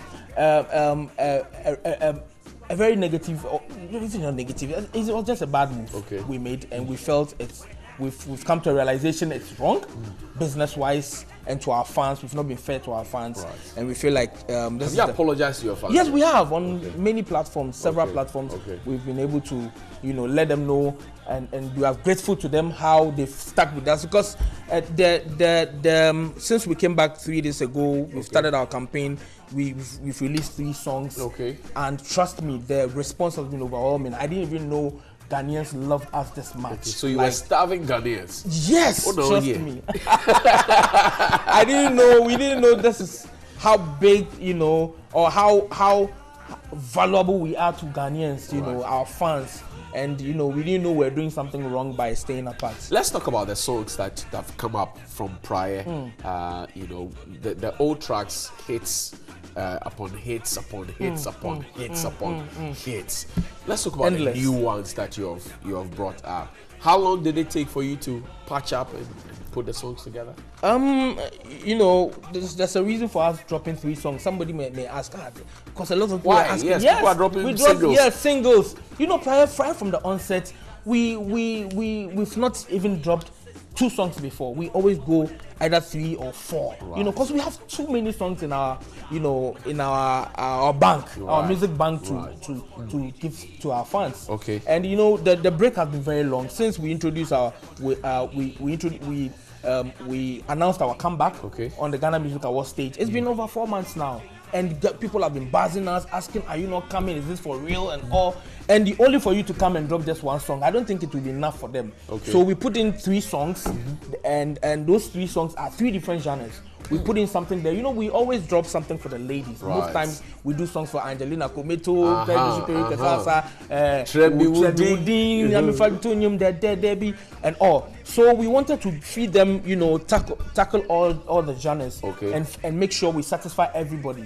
You know, so the 3 songs. One is titled Disco Light. Disco Light is for the girls. We threw more light on the African girls, you know, trying to, you know, tell them how or show them how beautiful they are and how good they are to us, and they should value themselves. And then there's Bang Bang, Bang Bang, which is the trend that is on now. You know, Bang Bang is a trend that is on now. That's what you just played. Bang you know, it's a song that is going viral. The viewers love it. Yes, I know, right? And then there's Adeswa.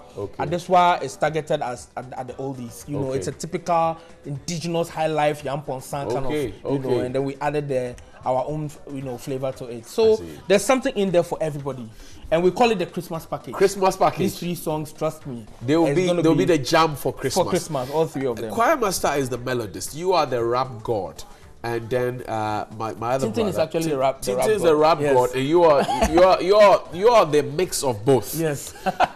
Coming back and looking at the current trend that's going, do you think that Pryor is capable of fitting into the competition? Like I said earlier on, it's not like we left any. We're in competition with anybody right from the onset. Study our compositions, and you will realize our compositions are very different from. We add humor, a lot of humor to our compositions. Right. We tackle love songs differently. You know, we do our things differently in terms of composition. So I don't think there's anybody we're in competition with. Okay. Where we left the seats and we're back for our seats, and we're going to make it better. I think where we're in a very good place now. Yeah, in a very good place. Yeah. Let me ask you about artist management now. So, under what management are you? Well, it's a collaborative effort between Brooms Entertainment and Kiki Banson. Okay. You know Kiki Banson. Kiki Banson, yes, right. And Brooms Entertainment has its main two, hardworking guys. There's one guy called Obi, Jerry, and there's Kobe Blackmore. Okay. These are the two guys, yes. If you want to get in touch with us, Kobe Blackmore, OBJ, those are the two guys. They are the guys too. Yeah, and that's the management that you're comfortable to run along with. So are we looking at any shows, any collabs? Yes, there are a lot of a lot of shows in the pipeline, a lot of things coming up. I think we just have to take it one at a time. We'll be updating our fans as and when we One of my favorites from prior from back in the days, Efie Nifie, Home Sweet Home. Take a look at it. When we return, we still will chat with this man.